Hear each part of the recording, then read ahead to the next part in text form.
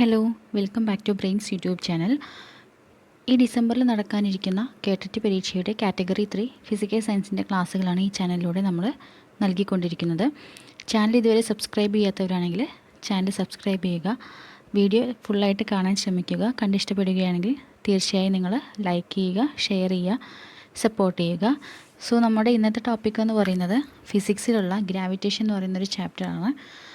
അപ്പോൾ ഇതിൽ നമുക്ക് ഫിസിക്സിൽ ഇനി ഈ ഒരു ചാപ്റ്ററും കൂടി കൂട്ടിയിട്ട് ഒരുവിധം എല്ലാതും കഴിഞ്ഞു. നമുക്കിനി ബാലൻസ് ആയിട്ട് കിടക്കുന്ന 2-3 ചാപ്റ്റേഴ്സാണ്. ലൈറ്റ്, അതുപോലെ ഒരു ഇലക്ട്രോ മാഗ്നറ്റിസം എന്ന് പറഞ്ഞിട്ടൊരു ചാപ്റ്റർ, പിന്നെ ഒരു electric current and magnetic induction എന്ന് പറഞ്ഞിട്ടുള്ളൊരു ചാപ്റ്റർ.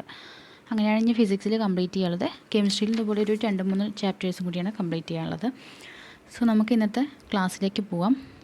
അതിനു മുന്നേ എല്ലാവർക്കും ടൈം ഒരുപാട് ലാഗാണ് വീഡിയോ എന്നുള്ളൊരു ഇത് പറയുന്നുണ്ട്. പക്ഷെ എന്താ വെച്ചാൽ ഒരു വീഡിയോയിൽ നമ്മളൊരു ചാപ്റ്റർ ഫുള്ള് പറയുന്നുണ്ടല്ലോ, അപ്പോൾ അത് കാരണമാണ് ഇങ്ങനൊരു ഇത്രയും ലാഗ് വരുന്നത്. സോറി. പക്ഷേ എന്താ വെച്ചാൽ നമുക്ക് സബ്ജക്റ്റിനാണല്ലോ നമ്മൾ കാറ്റഗറി 3 കൂടുതൽ പ്രിഫറൻസ് കൊടുക്കേണ്ടത്. അപ്പോൾ നമ്മൾ ഡീറ്റെയിൽ ആയിട്ട് എല്ലാ ചാപ്റ്ററും കവർ ചെയ്യണമല്ലോ, സിലബസിൽ പറഞ്ഞിട്ടുള്ള പോർഷൻസ് എല്ലാം കവർ ചെയ്യണം. അപ്പോൾ ഞാൻ മാക്സിമം ചുരുക്കിയിട്ട് പറയാൻ ശ്രമിക്കാം. ടൈം ഒരുപാട് ലാഗ് ചെയ്യാതെ ഞാൻ അപ്ലോഡ് ചെയ്യാം. അപ്പോൾ നമുക്ക് ഇന്നത്തെ ക്ലാസ് സ്റ്റാർട്ട് ചെയ്യാം.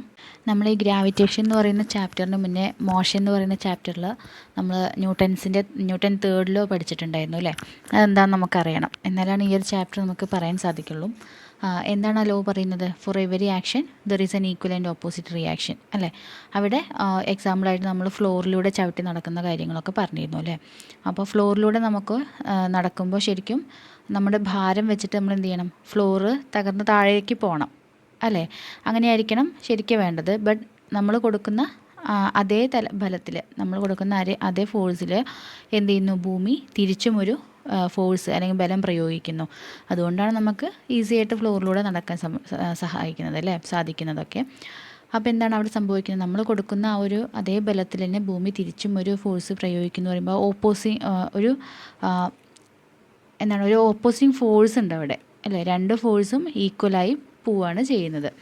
സോ നമുക്കിവിടെ ഗ്രാവിറ്റേഷൻ എന്ന് പറയുന്ന ചാപ്റ്ററിൽ നമ്മൾ ആദ്യം ഡിസ്കസ് ചെയ്യാൻ പോകുന്ന 2 ടേമാണ് മാസും അതേപോലെ വെയ്റ്റും. എന്താണ് മാസ് എന്ന് പറഞ്ഞു കഴിഞ്ഞാൽ it is the amount of substance. എന്താണ്? ഏതൊരു മാറ്ററിലും ഏതൊരു പദാർത്ഥത്തിലും ഉൾക്കൊണ്ടിരിക്കുന്ന എമൗണ്ട് ഓഫ് സബ്സ്റ്റൻസിനെയാണ് നമ്മൾ മാസ് എന്ന് പറയുന്നത്. ഒരുപാട് വൈഡായിട്ട് ഞാൻ പറയുന്നില്ല, ടൈം ലാഗ് വരണ്ടെന്ന് വെച്ചിട്ടാണ്. അപ്പോൾ ഞാൻ ചുരുക്കി പറയാം. മാസ് എന്ന് പറഞ്ഞാൽ it is the amount of substance in A matter present in it.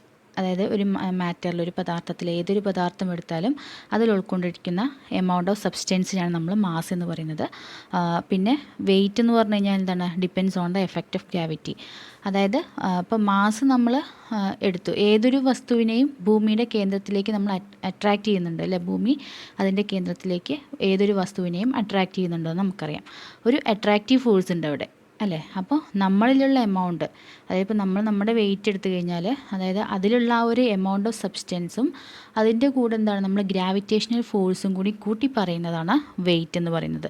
അതായത് മാസ് എം ആയിട്ട് എടുത്തു, പിന്നെ അതിൻ്റെ കൂടെ ഗ്രാവിറ്റേഷണൽ ഫോഴ്സ്, അതായത് രണ്ടിൻ്റെയും കൂടി പ്രൊഡക്റ്റാണ് എന്ത് പറയുന്നത്? വെയിറ്റ് എന്ന് പറയുന്നത്. മാസ് എന്ന് പറയുന്നത് എമൗണ്ട് ഓഫ് സബ്സ്റ്റൻസും വെയിറ്റ് എന്ന് പറയുന്നത് എന്താണ്? നമ്മുടെ മാസിൻ്റെ കൂടെ, എമൗണ്ട് ഓഫ് സബ്സ്റ്റൻസിൻ്റെ കൂടെ ഗ്രാവിറ്റേഷണൽ ഫോഴ്സും കൂടി കൂട്ടി പറയുന്നതാണ് എന്ത്? വെയിറ്റ് എന്ന് പറയുന്നത്. പിന്നെ മാസ് എന്ന് പറയുന്നത് സെയിം എവരിവർ, എല്ലാ ഭാഗത്തും സെയിം ആയിരിക്കും. മാസ് എന്ന് പറയുന്നത് ഒരിക്കലും ചേഞ്ച് ആവുന്നൊന്നുമില്ല അല്ലേ? പക്ഷേ വെയിറ്റ് എന്ന് പറയുന്നത് എന്താണ്? ഭൂമിയുടെ ഗ്രാവിറ്റേഷൻ എല്ലായിടത്തും ഒരുപോലെയല്ല, ചേഞ്ചബിൾ ആണ് അല്ലേ? അപ്പോൾ അതിനനുസരിച്ചിട്ട് വെയിറ്റിൻ്റെ കാര്യവും ചേഞ്ചബിൾ ആയിരിക്കും. വാരീസ് അക്കോർഡിംഗ് ടു ലൊക്കേഷൻ അനുസരിച്ചിട്ട് വേരി ചെയ്യുന്നു. Then mass never be zero. Mass ഒരിക്കലും എന്താവുന്നില്ല? സീറോ ആവുന്നില്ല. Weight can be zero if no gravity acts upon object like in space. എന്താണ്? മാസ് എന്ന് പറയുന്നത് എന്താണ്? ഒരിക്കലും സീറോ ആയി പോകുന്നില്ല, ചേഞ്ച് ചെയ്യുന്നതുമില്ല, സീറോ ആയി പോകുന്നതുമില്ല. എപ്പോഴും ആ ഒരു പദാർത്ഥത്തിൽ, ആ ഒരു മാറ്ററിൽ, ഇപ്പോൾ നമ്മൾ എന്തൊരു ഒബ്ജക്റ്റ് എടുത്താലും ആ ഒരു ഒബ്ജക്റ്റിലുണ്ടാകുന്ന മാസ് എന്ന് പറയുന്നത് സീറോ ആയി പോകുന്നില്ല, അതെപ്പോഴും കോൺസ്റ്റൻ്റ് ആയിട്ട് ആയി തന്നെ ഉണ്ട് അല്ലേ? പക്ഷേ വെയിറ്റ് എന്ന് പറയുന്നത് അവിടെ ഗ്രാവിറ്റേഷൻ ഫോഴ്സും കൂടി ബേസ് ചെയ്തിട്ടാണ് പറയുന്നതെന്ന് പറഞ്ഞു അല്ലേ? അപ്പോൾ ആ ഒരു ഗ്രാവിറ്റിയിൽ വരുന്ന ചേഞ്ച് കാരണം ചിലപ്പോൾ എന്താവാം, വെയിറ്റ് ക്യാൻ ബി 0. അതായത് അവിടെ ഗ്രാവിറ്റി ഇല്ല എന്നൊക്കെ പറയുകയാണെന്നുണ്ടെങ്കിൽ അവിടെ എന്താണ്, ഒബ്ജക്റ്റിന് വെയിറ്റ് ഇല്ല എന്ന് പറയും, വെയിറ്റ് 0 ആണെന്ന് പറയാം. സ്പേസിലൊക്കെ അതിന് എക്സാമ്പിളായിട്ട് പറയാൻ കഴിയും. പിന്നെ mass does not according to location അനുസരിച്ചിട്ടൊന്നല്ല മാസ് പറയുന്നത്. വെയിറ്റ് എന്ന് പറയുന്നത് എന്താണ്, ഗ്രാവിറ്റി കൂടും കുറയുന്നതിന് അനുസരിച്ചിട്ട് വെയിറ്റിലും ഏറ്റക്കുറച്ചിലുണ്ടായിരിക്കും. പിന്നെ മാസ് എന്ന് പറയുന്നത് ഒരു സ്കെയിലർ ക്വാണ്ടിറ്റിയാണ്. അതായത് ഡയറക്ഷനെ കുറിച്ച് പറയുന്നില്ല, ഓൺലി മാഗ്നിറ്റ്യൂഡ് മാത്രമേ പറയുന്നുള്ളൂ. വെയിറ്റ് എന്ന് പറയുന്നത് ഒരു വെക്റ്റർ ക്വാണ്ടിറ്റിയാണ്. Then measured using an ordered balance, ordinary balance വെച്ചിട്ടൊക്കെ നമുക്ക് മാസ് നോക്കാൻ കഴിയും. വെയിറ്റ് എന്ന് പറയുന്നത് സ്പ്രിംഗ് ബാലൻസ് വെച്ചിട്ടാണ് നോക്കുന്നത്. പിന്നെ അതിൻ്റെ യൂണിറ്റുകളൊന്ന് ഓർത്ത് വയ്ക്കുക. മാസിൻ്റെ എന്ന് പറയുമ്പോൾ ഗ്രാമിലോ അല്ലെങ്കിൽ കിലോഗ്രാമിലൊക്കെയാണ് പറയുന്നത്. ദെൻ വെയിറ്റിൻ്റെ എന്ന് പറയുന്നത് ഒരു ഫോഴ്സും കൂടി അവിടെ പറയുന്നത്, ഗ്രാവിറ്റേഷൻ ഫോഴ്സും കൂടി ആഡ് ചെയ്തിട്ടാണ് പറയുന്നത്. അതുകൊണ്ട് ഫോഴ്സിൻ്റെ സെയിം യൂണിറ്റ് ന്യൂട്ടൺ തന്നെയാണ് വെയിറ്റിൻ്റെയും നമ്മൾ പറയുന്നത്.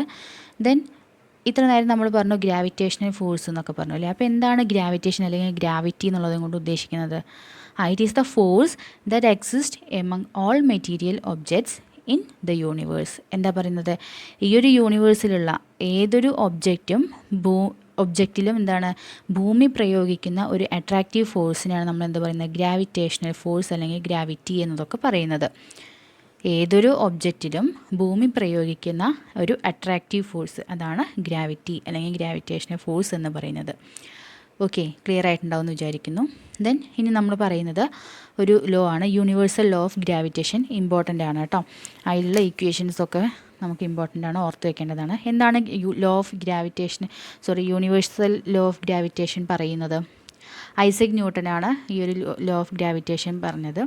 എന്താണ്, നമ്മുടെ പ്രപഞ്ചത്തിൽ ഇപ്പോൾ ഫ്രീ ആയിട്ട് ഇരിക്കുന്ന രണ്ട് ഒബ്ജക്ട്സ് ഉണ്ടെന്ന് വിചാരിക്കാം, M1ഉം M2, അല്ലെങ്കിൽ A ആൻഡ് B എന്ന് പറയുന്ന രണ്ട് ഒബ്ജക്റ്റ് ഉണ്ടെന്ന് വിചാരിക്കാം. ഓക്കെ, ഫ്രീ ആയിട്ടിരിക്കുന്ന രണ്ട് ഒബ്ജക്റ്റുകളാണ് A ആൻഡ് B എന്ന് ഓർത്ത് വയ്ക്കുക.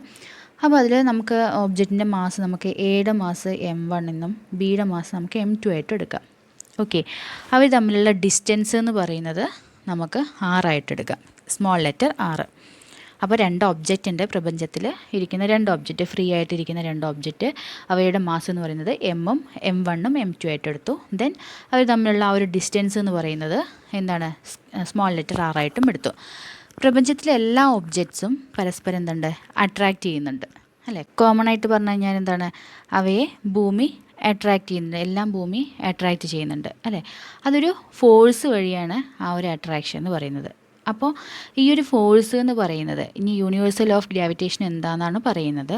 ഈ ഒരു ഫോഴ്സ് എന്ന് പറയുന്നത് everybody on earth attracts every other body, force is exerted by all bodies.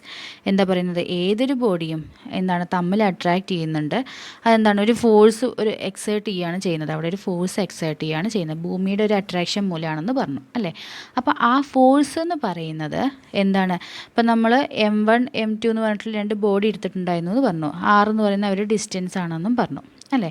അപ്പോൾ എന്താണ്, ഇവിടെ ഇവയ്ക്ക് അനുഭവപ്പെടുന്ന ആ ഒരു ഫോഴ്സ് എന്ന് പറയുന്നത് അവരുടെ മാസിൻ്റെ പ്രൊഡക്റ്റിനും അതേപോലെ M1 ഇൻറ്റു M2 അല്ലേ, അവരുടെ മാസിൻ്റെ പ്രൊഡക്റ്റിന് ഡയറക്റ്റ്ലി പ്രൊപ്പോർഷണൽ ആയിരിക്കും.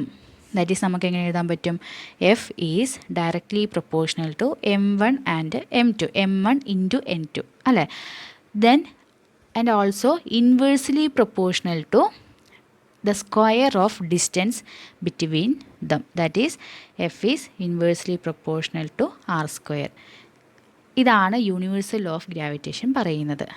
അതായത് എന്താണ്, ഈ പറയുന്ന ബോഡി രണ്ട് ഒബ്ജക്ട്സ് ഇരിക്കേണ്ട M1 M2 ഡിസ്റ്റൻസ് R ആണെന്ന് പറഞ്ഞു, ഒബ്ജക്റ്റുകൾ തമ്മിൽ ഒരു അട്രാക്ഷൻ ഉണ്ടെന്ന് പറഞ്ഞു. അതെന്താണ്, അത് ഉദ്ദേശിക്കുന്നത് എന്താണ്, ഭൂമി അവരെ അട്രാക്റ്റ് ചെയ്യുന്നുണ്ട്, ആ ഒരു ഫോഴ്സ്. ആ ഫോഴ്സ് എന്ന് പറയുന്നത് എന്തായിരിക്കും, ഈ പറയുന്ന ഒബ്ജക്റ്റുകളുടെ മാസിൻ്റെ പ്രൊഡക്റ്റിനും അതേപോലെ എന്താണ്, ഈ പറയുന്ന അവർ തമ്മിലുള്ള ആ ഒരു ഡിസ്റ്റൻസിൻ്റെ സ്ക്വയറിനും ഇൻവേഴ്സ്ലി പ്രൊപ്പോർഷണലും ആയിരിക്കും എന്നാണ് പറയുന്നത്. ഓക്കെ, അതാണ് ലോ പറയുന്നത്. നമുക്ക് എന്താ ലോ ഒന്ന് വായിച്ചു നോക്കാം. F is exerted by all bodies with a force which is directly proportional to the product of their masses. എന്താണ് മാസിന് ഡയറക്റ്റ്ലി പ്രൊപ്പോർഷണലാണ്, പ്രൊഡക്റ്റ് ഓഫ് മാസസിന് ഡയറക്റ്റ്ലി പ്രൊപ്പോർഷണലാണ് and inversely proportional to the square of distance between them. അവിടെ എഴുതിയിട്ടുണ്ടോ F is directly proportional to M1 and M2, M1 into M2 and F is inversely proportional to R square. Okay, then നമുക്ക് അതിൽ നിന്നും equation എങ്ങനെ derive ചെയ്യാം? നമ്മൾ എന്താ F is directly proportional to M1 into M2 equation number 1 ആയിട്ടെടുത്തു. Then equation number 2 F is inversely proportional to R square അല്ലേ.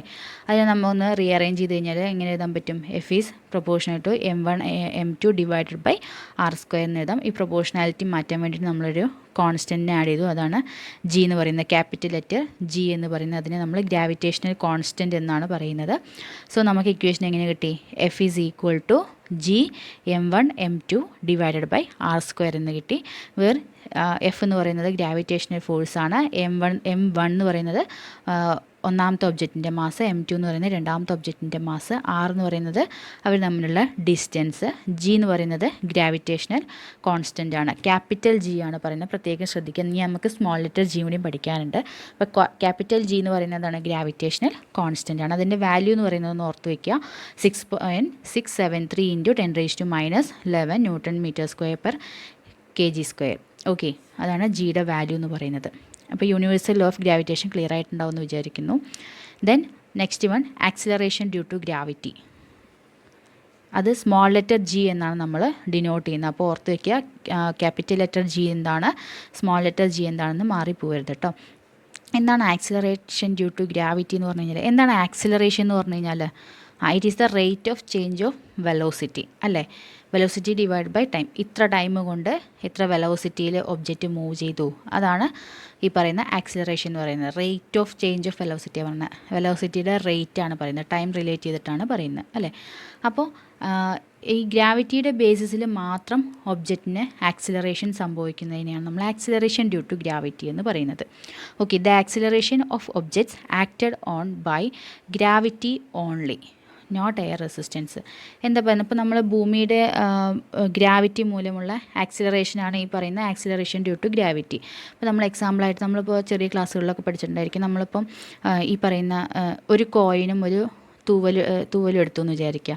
അപ്പോൾ രണ്ടും എന്താണ്, നമ്മൾ ജസ്റ്റ് താഴോട്ട് ഇടുകയാണ്, ഒരേ സമയം താഴോട്ട് ഇടുകയാണെന്നുണ്ടെങ്കിൽ എന്ത് സംഭവിക്കും? ആദ്യം ആരായിരിക്കും താഴെ എത്തുന്നത്? കോയിനായിരിക്കും അല്ലേ. അപ്പോൾ ഒരേ സമയം ആയിരിക്കില്ല അവർ പതിക്കുന്നത്. നേരെ മറിച്ച് നമ്മളതിനൊരു ഫുള്ളി എൻക്ലോസ് ചെയ്തിട്ടുള്ള ഒരു ട്യൂബിനുള്ളിൽ വെച്ചിട്ട് ഇതേ പ്രോസസ്സ് റിപ്പീറ്റ് ചെയ്യുകയാണെന്നുണ്ടെങ്കിൽ ആദ്യം ആരായിരിക്കും എത്തുണ്ടാവുക? കോയിനാണോ തൂവലായിരിക്കുമോ? രണ്ടും ഒരേ ടൈമിലായിരിക്കും എത്തുക അല്ലേ. അപ്പോൾ എന്താണ്, നമ്മളിപ്പോൾ പുറത്ത് വെച്ചിട്ട് ചെയ്യുന്ന സമയത്ത് അവിടെ നമുക്ക് എയർ റെസിസ്റ്റൻസും അങ്ങനെയുള്ള കാര്യങ്ങളൊക്കെ പറയാൻ കഴിയും അല്ലേ. പക്ഷേ ട്യൂബിനുള്ളിലാവുമ്പോൾ എന്താണ്, ഇത് രണ്ടും ഒരേ സമയമാണ് താഴേക്ക് പതിക്കുന്നത്. അപ്പോൾ അവിടെ എന്താണ്, അവിടെ വേറൊരു തരത്തിലുള്ള ഫോഴ്സും ആക്ട് ചെയ്യുന്നില്ല. ഗ്രാവിറ്റിയുടെ ബേസിസിൽ മാത്രമാണ് അവിടെ ആ ഒരു ഒബ്ജക്ട്സുകൾക്ക് മൂവ്മെൻറ്റ് സംഭവിക്കുന്നത് അല്ലേ.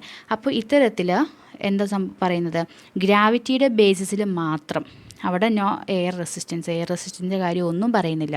ഗ്രാവിറ്റിയുടെ ബേസിസിൽ മാത്രം ഒരു ഒബ്ജക്റ്റിന് ആക്സിലറേഷൻ സംഭവിക്കുന്നതാണ് എന്ത്, ആക്സിലറേഷൻ ഡ്യൂ ടു ഗ്രാവിറ്റി എന്ന് പറയുന്നത്.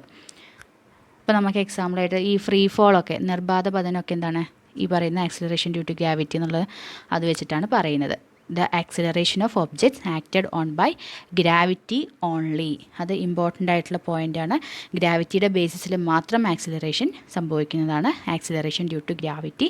സ്മോൾ ലെറ്റർ ജിയിലാണ് നമ്മൾ ഡിനോട്ട് ചെയ്യുന്നത്, ഓർത്ത് വയ്ക്കുക. ഓക്കെ, ദെൻ നെക്സ്റ്റ് ടോപ്പിക് എന്ന് പറയുന്നത് അതിൻ്റെ ഒരു കാൽക്കുലേഷനാണ് അവിടെ കൊടുത്തിരിക്കുന്നത്.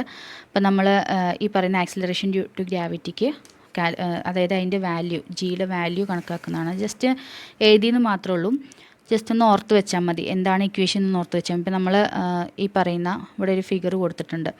അതിലെന്താണ്, നമ്മൾ ഒരു സർക്കിളായിട്ട് കൺസിഡർ ചെയ്യുക, ഭൂമിനെ ഒരു സർക്കിളായിട്ട് കൺസിഡർ ചെയ്യാൻ ചെയ്യുന്നത്. അതിൻ്റെ സെൻറ്ററിൽ നിന്ന്, അതായത് മാസ് എന്ന് പറയുന്നത് ഭൂമിയുടെ മാസ് നമ്മൾ ക്യാപിറ്റൽ ലെറ്റർ M ആയിട്ടെടുത്തു. പിന്നെ ഒരു ഒബ്ജക്റ്റ് അതിൻ്റെ സർഫസിലിരിക്കുന്നുണ്ട്. അതിൻ്റെ മാസ് എന്ന് പറയുന്നത് സ്മോൾ ലെറ്റർ എം ആയിട്ട് എടുത്തു. പിന്നെ അവർ തമ്മിലുള്ള ആ ഒരു ഡിസ്റ്റൻസ് എന്ന് പറയുന്നത് റേഡിയസ് ഓഫ് എർത്ത്, അതായത് ആറായിട്ട്, ക്യാപിറ്റൽ ആറായിട്ട് എടുത്തു. ഓക്കെ, അപ്പോൾ ഇത്രയാണ് നമ്മളെടുത്തത്. ക്യാപിറ്റൽ എം ഉണ്ട്, സ്മോൾ ലെറ്റർ എം ഉണ്ട്, പിന്നെ റേഡിയസ് എന്ന് പറയുന്നത് ക്യാപിറ്റൽ ആറായിട്ട് എടുത്തു. പിന്നെ നമുക്കറിയാം യൂണിവേഴ്സൽ ലോ അറിയാം അല്ലേ, F is equal to G M M divided by R square. അതിൽ ക്യാപിറ്റൽ എം എന്ന് പറയുന്നത് മാസ് ഓഫ് എർത്താണ്. ഓർത്ത് വയ്ക്കുക, 2 മാസുകളാണല്ലോ നമ്മൾ പ്രൊഡക്റ്റ് ചെയ്യുന്നത് അവിടെ. അപ്പോൾ ഒന്ന് ഒബ്ജക്റ്റിൻ്റെ മാസും ഒന്ന് എർത്തിൻ്റെ മാസും divided by R square. Distance പറയുന്നത് ഇവിടെ റേഡിയസ് ഓഫ് എർത്തായിട്ട് എടുക്കുന്നത് ആർ സ്ക്വയറിനടുത്തത് ഒരു ഇക്വേഷൻ. പിന്നെ നമുക്ക് ന്യൂട്ടൻ്റെ 3rd ലോ അല്ല, ഇവിടെ 2nd ലോ ആണ് പറയുന്നത്. നമുക്കറിയാം F is equal to M എന്ന് പറയുന്ന ഒരു ഇക്വേഷൻ അറിയാം അല്ലേ, 2nd ലോ പ്രകാരം. അതിൽ നമ്മൾ എനെ നമ്മളൊന്ന് മാറ്റി എഴുതി കഴിഞ്ഞാൽ, അതായത് ജിയുടെ ടേമിൽ എഴുതി കഴിഞ്ഞാൽ F is equal to M G എന്നുള്ള ഇക്വേഷൻ നമുക്കറിയാം. അപ്പോൾ ഇത് രണ്ടും കൂടി ഈക്വൽ ചെയ്ത് എഴുതി കഴിഞ്ഞാൽ അതിൽ നിന്ന് ഡിറൈവ് ചെയ്ത് കിട്ടുന്ന വാല്യൂ ആണ്, ഇക്വേഷനാണ് ജിക്ക് കൊടുക്കുന്നത്. എന്ത് ചെയ്യാം, M G is equal to G M M divide by R square എന്ന് എഴുതാം. എമ്മും ക്യാൻസലായിപ്പോയി. ദെൻ നമുക്ക് ആക്സിലറേഷൻ ഡ്യൂ ടു ഗ്രാവിറ്റിക്ക് ഇക്വേഷൻ കിട്ടി. G is equal to G M divided by R square. ഞാൻ ജിയും എമ്മും ഒക്കെ പറയുന്ന സമയത്ത് ഏത് ക്യാപിറ്റൽ ലെറ്റർ ആണോ സ്മോൾ ലെറ്റർ ആണോ എന്ന് നോക്കി വെക്കുക കേട്ടോ. Small letter G is equal to capital letter G into capital letter M divided by capital letter R square. Okay, then അതിൻ്റെയൊക്കെ വാല്യൂസ് ഓർത്ത് വയ്ക്കുക. ജി എന്ന് പറയുന്നത് 6.67 ഇൻറ്റു 10⁻⁻11. എം എന്ന് പറയുന്നത്, അതായത് മാസ്, എർത്തിൻ്റെ മാസ് എന്ന് പറയുന്നത് 5.98 ഇൻറ്റു 10⁻24. റേഡിയസ് ഓഫ് എർത്ത് എന്ന് പറയുന്നത് 6.38 ഇൻറ്റു 10⁻6 മീറ്റർ. ദെൻ അത് നമ്മൾ ഈ ഒരു ഇതിൽ സബ്സ്റ്റിറ്റ്യൂട്ട് ചെയ്ത് കൊടുക്കുമ്പോൾ G is equal to G M by R square എന്ന് പറയുന്ന ഇക്വേഷനിൽ സബ്സ്റ്റിറ്റ്യൂട്ട് ചെയ്ത് കൊടുക്കുമ്പോൾ നമുക്ക് കാൽക്കുലേറ്റ് ചെയ്തിട്ട് ലാസ്റ്റ് കിട്ടുന്ന വാല്യൂ ആണ്. ജിയുടെ വാല്യൂ എന്ന് പറയുന്നത് 9.8 മീറ്റർ പെർ സെക്കൻഡ് സ്ക്വയർ എന്ന് പറയുന്ന വാല്യൂ ഓർത്ത് വയ്ക്കുക. നമുക്ക് പ്രോബ്ലംസ് ചെയ്യുന്ന സമയത്ത് ആവശ്യം വരും. നമ്മൾ കാൽക്കുലേഷൻ ചെയ്യുന്ന സമയത്ത് അപ്രോക്സിമേറ്റ്ലി അത് 10 ആക്കിയിട്ടൊക്കെ എടുക്കാറുണ്ട്. കറക്റ്റ് വാല്യൂ എന്ന് പറയുന്നത് 9.8 ആണ്. ഓക്കെ, ഇത് നമ്മൾ പറഞ്ഞത് എന്താണ്, ഈ ഒരു ഒബ്ജക്റ്റ് സർഫസിലിരിക്കുന്ന ടൈമിൽ പറയുന്നതാണ് ഈ പറയുന്ന ആക്സിലറേഷൻ ഡ്യൂ ടു ഗ്രാവിറ്റി പറയുന്നത്. സർഫസിലാണ് ഇരിക്കുന്നത്. ഓക്കെ, ദെൻ സർഫസിലിരിക്കുമ്പോൾ അതിൻ്റെ ആക്സിലറേഷൻ ഡ്യൂ ടു ഗ്രാവിറ്റി എന്ന് പറയുന്നത് G is equal to G M by R square ആണെന്ന് പറഞ്ഞു അല്ലേ. ഇനി ഈ ഭൂമിയുടെ സെൻറ്റർ ടു സർഫസ് ആണ് ജി ഈസ് ഈക്വൽ ടു 9.8 എന്ന് പറഞ്ഞത്. ഇനി ഈ ഒരു ഒബ്ജക്റ്റ് എന്ന് പറയുന്നത് എച്ച് ഹൈറ്റിൽ, എർത്തിൻ്റെ സർഫസിൽ നിന്നും ഒരു എച്ച് ഹൈറ്റിലാണ് ഇരിക്കുന്നതെന്ന് വിചാരിക്കുക. അപ്പോൾ എന്താണ് അവിടുത്തെ ഗ്രാവിറ്റേഷൻ എന്ന് പറയുന്നത്, ആക്സിലറേഷൻ ഡ്യൂ ടു ഗ്രാവിറ്റി എന്ന് പറയുന്നത് എങ്ങനെയായിരിക്കും? അതായത് ആദ്യത്തിൻ്റെ ഇവിടെ ആർ സ്ക്വയർ ആണ് പറഞ്ഞിരുന്നത് അല്ലേ, റേഡിയസ് എന്ന് പറയുന്നത്, അതായത് അവർ തമ്മിലുള്ള ഒരു ഡിസ്റ്റൻസ് എന്ന് പറയുന്നത് ആർ സ്ക്വയർ ആണെന്ന് പറഞ്ഞു. പക്ഷേ എന്താണ്, ഇവിടെ ഒരു പ്ലസ് ഒരു എച്ച് ഹൈറ്റും കൂടി ഉണ്ട് അല്ലേ. അപ്പോൾ ആർ സ്ക്വയർ എന്നുള്ളത് നമ്മൾ R plus H the whole square എന്ന് എഴുതും അല്ലേ. അപ്പോൾ at height H above the earth surface, അവിടുത്തെ ആക്സിലറേഷൻ ഡ്യൂ ടു ഗ്രാവിറ്റി എന്ന് പറയുന്നത് G H is equal to G M divide by R plus H whole square. ഇത് എക്സാമിൻ്റെ ടൈമിൽ ചിലപ്പോൾ ഈ ഭാഗത്തു നിന്നൊക്കെ പ്രോബ്ലം സെക്ഷനായിട്ട് ചോദിക്കാൻ ചാൻസ് ഉണ്ട്. അപ്പോൾ അങ്ങനെ വരുന്ന സമയത്ത് നമുക്ക് കൂടുതലായിട്ടും എച്ച് ഹൈറ്റിലുള്ളതെന്നാണ് ചോദിക്കാറ്. ഡെപ്തിലുള്ള കാര്യം ഞാൻ എന്തായാലും പറയാം, അതങ്ങനെ അങ്ങോട്ട് ചോദിക്കാൻ ചാൻസ് കുറവാണ്. എപ്പോഴും ഹൈറ്റിലുള്ളതെന്നാണ് പറയാറ്, ക്വസ്റ്റ്യൻസ് കാണാറ്. അപ്പോൾ ഈ ഒരു ഇക്വേഷൻ ഓർത്ത് വയ്ക്കുക, G H is equal to G M divide by R plus H the whole square. അവിടെ ഞാൻ ജസ്റ്റ് ഒന്ന് ഇക്വേഷൻ ഡിറൈവ് ചെയ്തിട്ടുണ്ട്. അതിപ്പോൾ എങ്ങനെ, അതായത് നമുക്ക് ഇക്വേഷൻ അറിയാം, G is equal to G M divided by R square ഉണ്ട്. പിന്നെ എന്തുണ്ട്, G H is equal to G M divided by R plus H the whole square എന്ന് പറഞ്ഞിട്ടുള്ള ഇക്വേഷനുണ്ട് അല്ലേ. അപ്പോൾ അതിന് ജി എച്ച് ബൈ ജി എന്നുള്ള ഫോമിൽ എഴുതുമ്പോൾ G H divided by G എന്നുള്ള ഫോമിൽ എഴുതുമ്പോൾ എങ്ങനെ ഇക്വേഷൻ വരിക, G H divided by G എന്നുള്ള ഫോമിൽ എഴുതുന്ന സമയത്ത് G M divided by R square, R plus H whole square divided by G M divided by R square എന്ന് വരും അല്ലേ. അപ്പോൾ എങ്ങനെ ആൻസർ വരിക, ഇതിൽ നിന്ന് തിരിച്ചിട്ട് മൾട്ടിപ്ലൈ ചെയ്യുന്ന സമയത്ത് ക്യാൻസലായി പോവും. നമുക്ക് ലാസ്റ്റ് ആൻസർ എന്ന് പറയുന്നത് R square divided by R plus H the whole square എന്നാണ് ആൻസർ വരിക അല്ലേ. അപ്പോൾ എന്താണ്, ഇതിൽ നിന്ന് നമുക്ക് മനസ്സിലാക്കാം G H is equal to G by 2, അതായത് ഇക്വേറ്റ് ചെയ്യുന്ന സമയത്ത് കിട്ടുന്നതാണ്. ജി എച്ച് എന്ന് പറയുന്ന എച്ച് ഹൈറ്റിലിരിക്കുന്ന സമയത്തുള്ള ആ ഒരു ഒബ്ജക്റ്റിലുള്ള ആക്സിലറേഷൻ ഡ്യൂ ടു ഗ്രാവിറ്റി എന്ന് പറയുന്നത് 1/2 ഓഫ് ജി ആയിരിക്കും ഓക്കെ, അതിന് എന്തെങ്കിലും സംശയം ഉണ്ടെങ്കിൽ നിങ്ങളൊന്ന് ജസ്റ്റ് ഒന്ന് ഡിറൈവ് ചെയ്ത് നോക്കുക കേട്ടോ. ഇങ്ങനെയാണ് ഇക്വേഷൻ വരിക. അപ്പോൾ അതിൻ്റെ അർത്ഥം എന്താണ്? ഭൂമിയുടെ സെൻറ്റർ ടു സർഫസ് ആണെന്നുണ്ടെങ്കിൽ അവിടെ ജിയുടെ വാല്യൂ എന്ന് പറയുന്നത് 9.8 ആണെന്ന് നമ്മൾ കണ്ടെത്തി അല്ലേ. അപ്പോൾ ഈ ഒരു ഇക്വേഷൻ പ്രകാരം GH=G/2, അതായത് 1/2 ഓഫ് ജി എന്ന് പറയുമ്പോൾ എന്താണ്, എച്ച് ഹൈറ്റിലായി കഴിഞ്ഞാൽ അവിടെ എന്ത് ചെയ്യുന്നു, ജി എന്ന് പറയുന്നതിൻ്റെ വാല്യൂ എന്ന് പറയുന്നത് നേർപകുതിയാവും. അപ്പോൾ ഏകദേശം 4.9 അല്ലേ. അപ്പോൾ എന്താ ഇവിടുന്ന് മനസ്സിലാക്കേണ്ടത്, സെൻറ്റർ ടു സർഫസ് ആണെങ്കിൽ ജി എന്ന് പറയുന്നത് 9.8ഉം എച്ച് ഹൈറ്റിലായി കഴിഞ്ഞാൽ അവിടുത്തെ ജി എന്ന് പറയുന്നത് നേർപകുതിയായിട്ട് കുറയുന്നു, അതായത് 4.9 m/s² ആയിട്ട് മാറുന്നു. ഓക്കെ, ദെൻ ഇത് ക്ലിയർ ആയിട്ടുണ്ടാവും എന്ന് വിചാരിക്കുന്നു. Then factors effecting G. അതിൻ്റെ മുന്നേ നമുക്കിതിൻ്റെ കൂട്ടത്തിൽ തന്നെ acceleration due to gravity decreases with ഡെപ്തിലേക്ക് പോകുന്നു. ഇപ്പോൾ നമ്മൾ ഹൈറ്റിൻ്റെ കേസ് പറഞ്ഞു അല്ലേ. അപ്പോൾ ഇനി ഡെപ്തിലേക്ക് പോകുമ്പോൾ എന്താണ് സംഭവിക്കുന്നതെന്ന് നോക്കാം. ഇപ്പോൾ ഇവിടെ ഒരു ഫിഗർ കൊടുത്തിട്ടുണ്ട്, ഇവിടെ നോക്കുക. അപ്പോൾ നമ്മൾ ഡെപ്തിലേക്ക് പോകുക എന്ന് പറയുമ്പോൾ ഒരു R-H ആണ് അവിടെ വരിക അല്ലേ. നമ്മൾ നേരത്തെ പറഞ്ഞു ഹൈറ്റിലേക്ക് പോകുമ്പോൾ നമ്മൾ എന്താണ് R+H ആണ് കൊടുത്തത്. അപ്പോൾ ഇവിടെ താഴത്തേക്ക് വരുമ്പോൾ എന്താണ് R-H ആയിട്ട് മാറും. അപ്പോൾ അവിടുത്തെ ഇക്വേഷൻ എന്ന് പറയുന്നത് G=GM/R-H². ഓക്കെ, അതും ജസ്റ്റ് ഒന്ന് ഓർത്ത് വെച്ചാൽ മതി. വലിയ കാര്യമായിട്ട് നോക്കണ്ടെന്നല്ല, നമുക്ക് ഹൈറ്റിലുള്ളതിനെ കുറിച്ചിട്ടാണ് നമുക്ക് എക്സാം ചോദിക്കുകയാണെന്ന് വെച്ചാലും ചാൻസ് കൂടുതൽ. ഇതിൻ്റെ ജസ്റ്റ് ഒന്ന് ഇക്വേഷൻ ഓർത്ത് വെച്ചാൽ മതി കേട്ടോ. പിന്നെ ഇവിടെ പറയുന്നത് എന്താണെന്ന് വെച്ചാൽ G is greater at the Paul's and less at the equator. അപ്പോൾ നമ്മൾ ഭൂമിക്ക് ഒരു എലിപ്റ്റിക്കൽ മോഡലാണ് അല്ലേ ഭൂമിക്ക്. അതായത് രണ്ട് സൈഡിലേക്കും ബൾജ് ചെയ്ത പോലെയാണ് അതിൻ്റെ ഒരു ഷേപ്പ് എന്ന് പറയുന്നത്. കറക്റ്റ് ഒരു സർക്കുലർ ഷേപ്പ് അല്ല. നമ്മൾ സർക്കുലർ എന്ന് പറയുന്ന വെച്ചാലും ശരിക്കും എന്താണ്, ഒരു എലിപ്റ്റിക്കൽ മോഡലിലാണ് ആ ഒരു ഭൂമിയുടെ ഷേപ്പ് എന്ന് പറയുന്നത്. രണ്ട് സൈഡിലേക്കും ബൾജ് ചെയ്ത പോലെയുള്ളൊരു മോഡൽ അല്ലേ. അപ്പോൾ അവിടെ പോൾസ് എന്ന് പറയുന്നത് എന്താണ്, മുകളിലും താഴെയുള്ള എൻഡുകളാണ് എന്ത് പോൾസ് എന്നറിയപ്പെടുന്നത്. സെൻറ്ററിലൂടെ വരയ്ക്കുന്നതാണ് നമ്മൾ ഇക്വേറ്റർ ആയിട്ട് പറയുന്നത്. ഒക്കെ നമുക്കറിയാവുന്ന കാര്യമാണ് അല്ലേ. പുറത്തേക്ക് ബൾജ് ചെയ്തിരിക്കുന്നത് കൊണ്ട് തന്നെ ഇക്വേറ്ററിലേക്കുള്ള ദൂരം എന്ന് പറയുന്നത് എന്താണ്, കൂടുതലായിരിക്കും അല്ലേ. പുറത്തേക്ക് ബൾജ് ചെയ്തിരിക്കുകയല്ലേ രണ്ട് സൈഡും. അപ്പോൾ സെൻറ്ററിൽ നിന്നും ആ ഒരു ഇക്വേറ്ററിലേക്ക് രണ്ട് സൈഡിലേക്കുള്ള ദൂരം എന്ന് പറയുന്നത് കൂടുതലായിരിക്കും. പോൾസിനെ അപേക്ഷിച്ച് നോക്കുമ്പോൾ ഇക്വേറ്ററിലേക്കുള്ള ദൂരം കൂടുതലായിരിക്കും അല്ലേ. അപ്പോൾ ഇവിടെ നമ്മളിപ്പോൾ നേരത്തെ പറഞ്ഞു ഹൈറ്റ് കൂടുന്നതോറും എന്ത് സംഭവിക്കുന്നു, ജിയുടെ വാല്യൂ എന്ന് പറയുന്നത് നേർപകുതിയാവുകയാണ് ചെയ്യുന്നത്. അപ്പോൾ ഡിസ്റ്റൻസ് കൂടുമ്പോൾ എന്ത് സംഭവിക്കുന്നു, ജിയുടെ വാല്യൂ കുറയുന്നു. അപ്പോൾ ഇവിടെ ഡിസ്റ്റൻസ് കൂടുമ്പോൾ ഇവിടെ എവിടെയാണ് ഡിസ്റ്റൻസ് കൂടുതൽ, ഇക്വേറ്ററിലേക്കാണ് അല്ലേ. പോൾസിനെ അപേക്ഷിച്ച് നോക്കുമ്പോൾ ഇക്വേറ്ററിലേക്കാണ് ഡിസ്റ്റൻസ് കൂടുതൽ. അപ്പോൾ ഇക്വേറ്ററിൽ എന്ത് സംഭവിക്കുന്നു, ഡിസ്റ്റൻസ് കൂടുന്നതുകൊണ്ട് അവിടെ ഗ്രാവിറ്റേഷൻ കുറയുന്നു. നേരെ മറിച്ച് പോൾസിലാണ് എന്ത് സംഭവിക്കുന്നത്, അതായത് ഡിസ്റ്റൻസ്, ഇവിടെ ഡിസ്റ്റൻസ് വന്ന റേഡിയസ് R അല്ലേ. അപ്പോൾ പോൾസിൽ ഡിസ്റ്റൻസ് കുറവാണ്, അതുകൊണ്ട് തന്നെ ഗ്രാവിറ്റേഷൻ്റെ വാല്യൂ എന്ന് പറയുന്നത് പോൾസിലായിരിക്കും കൂടുതൽ. എക്സാമിന് ചിലപ്പോൾ ചോദിക്കാൻ ചാൻസ് ഉണ്ട് കേട്ടോ, അതൊന്ന് നോട്ട് ചെയ്ത് വയ്ക്കുക. ജിയുടെ വാല്യൂ കൂടുതൽ പോൾസിലാണ്, കുറവ് ഇക്വേറ്ററിലാണ്. ഓക്കെ, പിന്നെ നമ്മളവിടെ പറയുന്നത് എന്താണെന്ന് വെച്ച് കഴിഞ്ഞാൽ ജി എന്ന് പറയുന്നത് നമുക്ക് 9.8 എങ്ങനെയാണ് കിട്ടിയെന്നുള്ളതാണ് പറയുന്നത്. ഈ പറയുന്ന പോൾസിലുള്ളതും ഈ പറയുന്ന ഇക്വേറ്ററിലുള്ളതും രണ്ടിൻ്റെയും കൂടി വാല്യൂസിൻ്റെ ഒരു ആവറേജാണ് നമ്മളിവിടെ എടുത്തിരിക്കുന്നത്. അങ്ങനെയാണ് 9.8 നമുക്ക് കിട്ടിയിരിക്കുന്നത്. ഓക്കെ, ദെൻ നമ്മളിവിടെ വിട്ടുപോയൊരു പോർഷനാണ് ഫാക്ടേഴ്സ് എഫക്റ്റിംഗ് ജി. ഈ ആക്സിലറേഷൻ ഡ്യൂ ടു ഗ്രാവിറ്റിയെ എഫക്റ്റ് ചെയ്യുന്ന ഫാക്ടേഴ്സ് ഏതൊക്കെയാണെന്ന് പറയുന്നത്. ഇപ്പോൾ ഇത്ര നേരം പറഞ്ഞു തന്നെയാണ് ആ ഒരു യൂണിവേഴ്സൽ ഓഫ് ഗ്രാവിറ്റേഷൻ്റെ ആ ഒരു ഭാഗത്ത് നിന്ന് നമുക്ക് മാസും അതുപോലെ ഡിസ്റ്റൻസും വെച്ചിട്ട് തന്നെയാണ് പറയുന്നത്. ഫസ്റ്റ് ഫാക്ടർ എന്ന് പറയുന്നത് depending on the distance between the object. അതായത് R എന്ന് പറയുന്നത് ആ ഒരു ഡിസ്റ്റൻസ് എന്ന് പറയുന്നത് ലാർജ് ആവുമ്പോൾ, അതായത് if R is large less gravitational force. ഇപ്പോൾ നമ്മൾ ഇക്വേറ്ററിൻ്റെയും പോൾസിൻ്റെയും കാര്യം പറഞ്ഞു അല്ലേ. ഇക്വേറ്റർ എന്ന് പറയുന്നത് ദൂരം കൂടുതലാണെന്ന് പറഞ്ഞു അല്ലേ. അപ്പോൾ അവിടെ ഗ്രാവിറ്റേഷൻ എന്താ ചെയ്യുന്നത്, കുറയുകയാണ് ചെയ്യുന്നത്. അപ്പോൾ ഒരു ഫാക്ടർ എന്ന് പറയുന്നത് എന്താണ്, റേഡിയസ് തന്നെയാണ്. റേഡിയസ് കൂടുതലാണെന്ന് പറഞ്ഞു കഴിഞ്ഞാൽ അവിടെ ലെസ് ഗ്രാവിറ്റേഷണൽ ഫോഴ്സ് ആയിരിക്കും, ഗ്രാവിറ്റേഷണൽ കുറവായിരിക്കും. അതായത് അതായത് ഹൈറ്റ് കൂടുമ്പോൾ ഗ്രാവിറ്റേഷണൽ ഫോഴ്സ് കുറയുകയാണ്, ആക്സിലറേഷൻ ഡ്യൂ ടു ഗ്രാവിറ്റി കുറയുകയാണെന്ന് പറഞ്ഞു അല്ലേ. GH=G/2 എന്നൊക്കെ നമ്മൾ ഇക്വേഷൻ പറഞ്ഞിരുന്നു. അപ്പോൾ അത് വെച്ചിട്ട് തന്നെ നമുക്ക് പറയാം ആറിൻ്റെ വാല്യൂ ലാർജ് ആവുക എന്ന് പറയുമ്പോൾ അവിടെ ലെസ് ഗ്രാവിറ്റേഷണൽ ഫോഴ്സ് ആയിരിക്കും. ആറിൻ്റെ വാല്യൂ സ്മാൾ ആവുക എന്ന് പറയുമ്പോൾ എന്താണ്, ഡിസ്റ്റൻസ് കുറയുകയാണെന്ന് പറയുമ്പോൾ അവിടെ ഗ്രാവിറ്റേഷണൽ ഫോഴ്സ് കൂടുതലായിരിക്കും.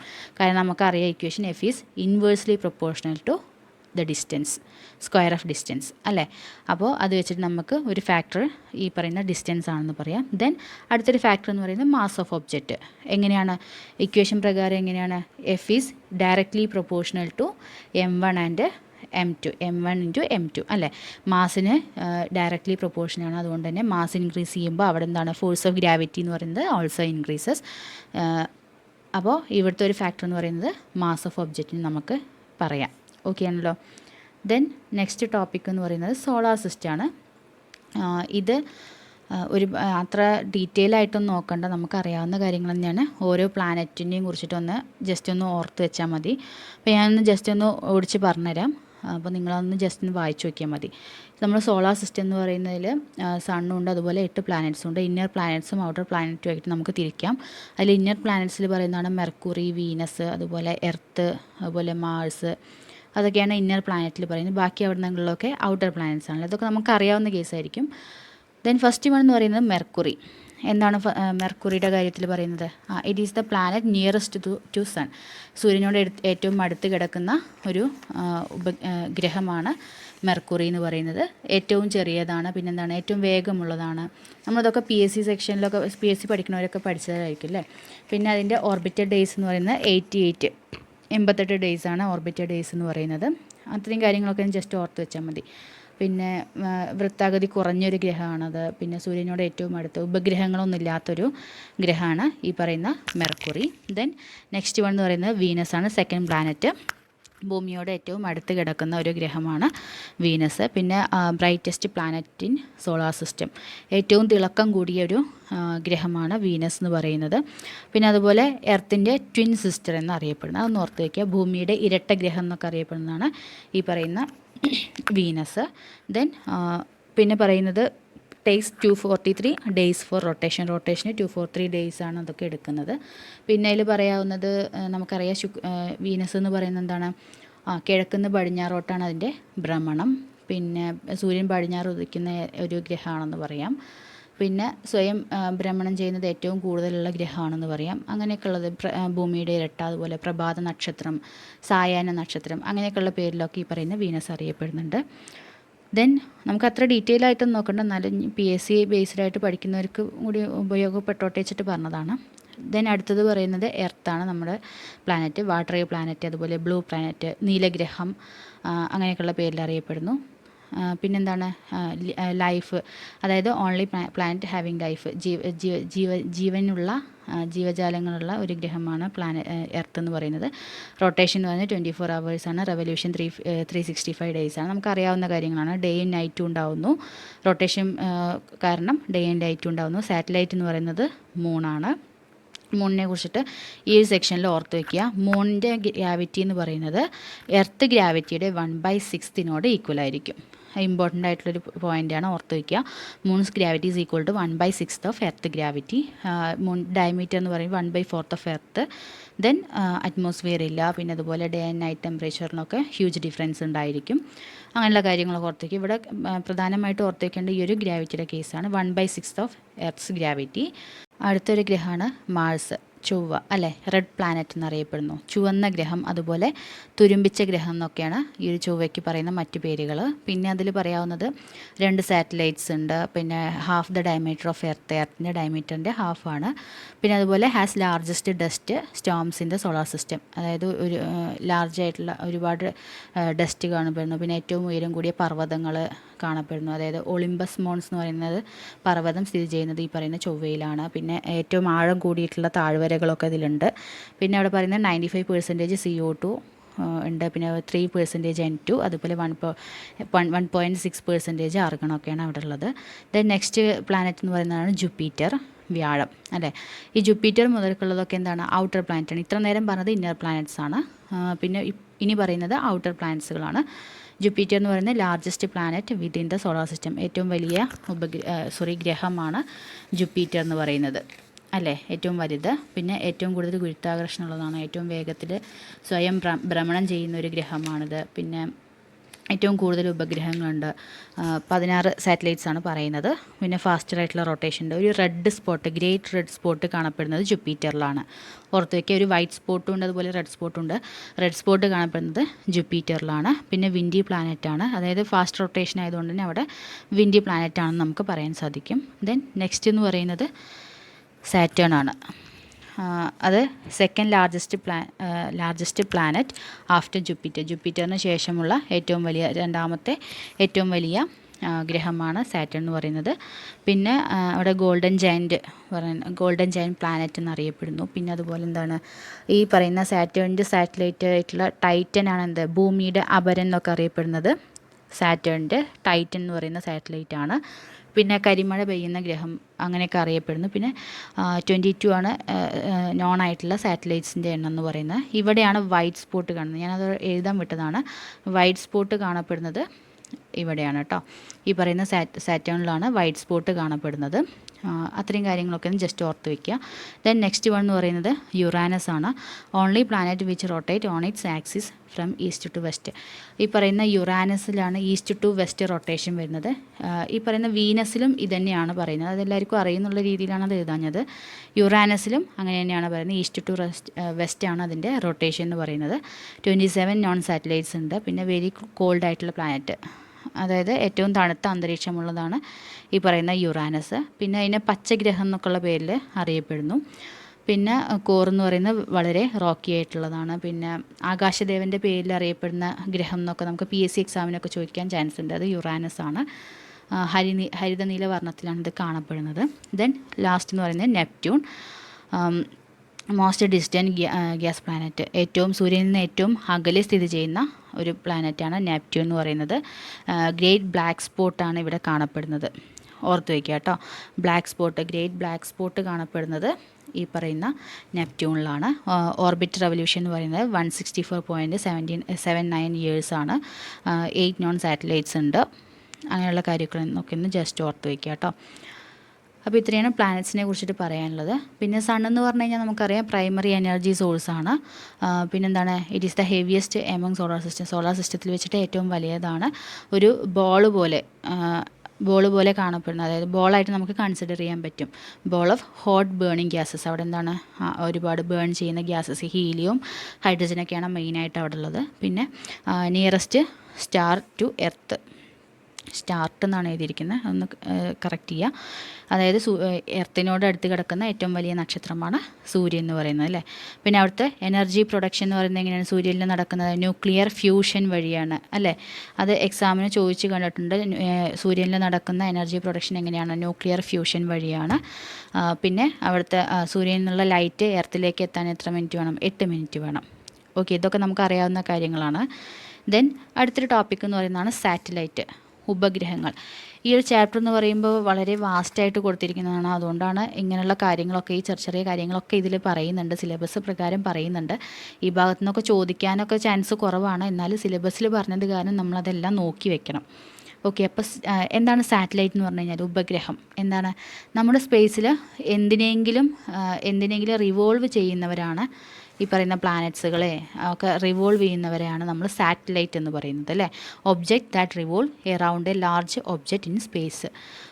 അതായത് ലാർജ് ഒബ്ജക്ട്സുകളെ, സ്പേസിലുള്ള ലാർജ് ഒബ്ജക്ട്സുകളെ റിവോൾവ് ചെയ്യുന്ന ഒബ്ജക്ട്സുകളാണ് ഈ പറയുന്ന സാറ്റലൈറ്റ് എന്ന് പറയുന്നത്. വലിയ ഒബ്ജക്റ്റിനെ ചുറ്റിക്കറങ്ങുന്നവർ അല്ലേ.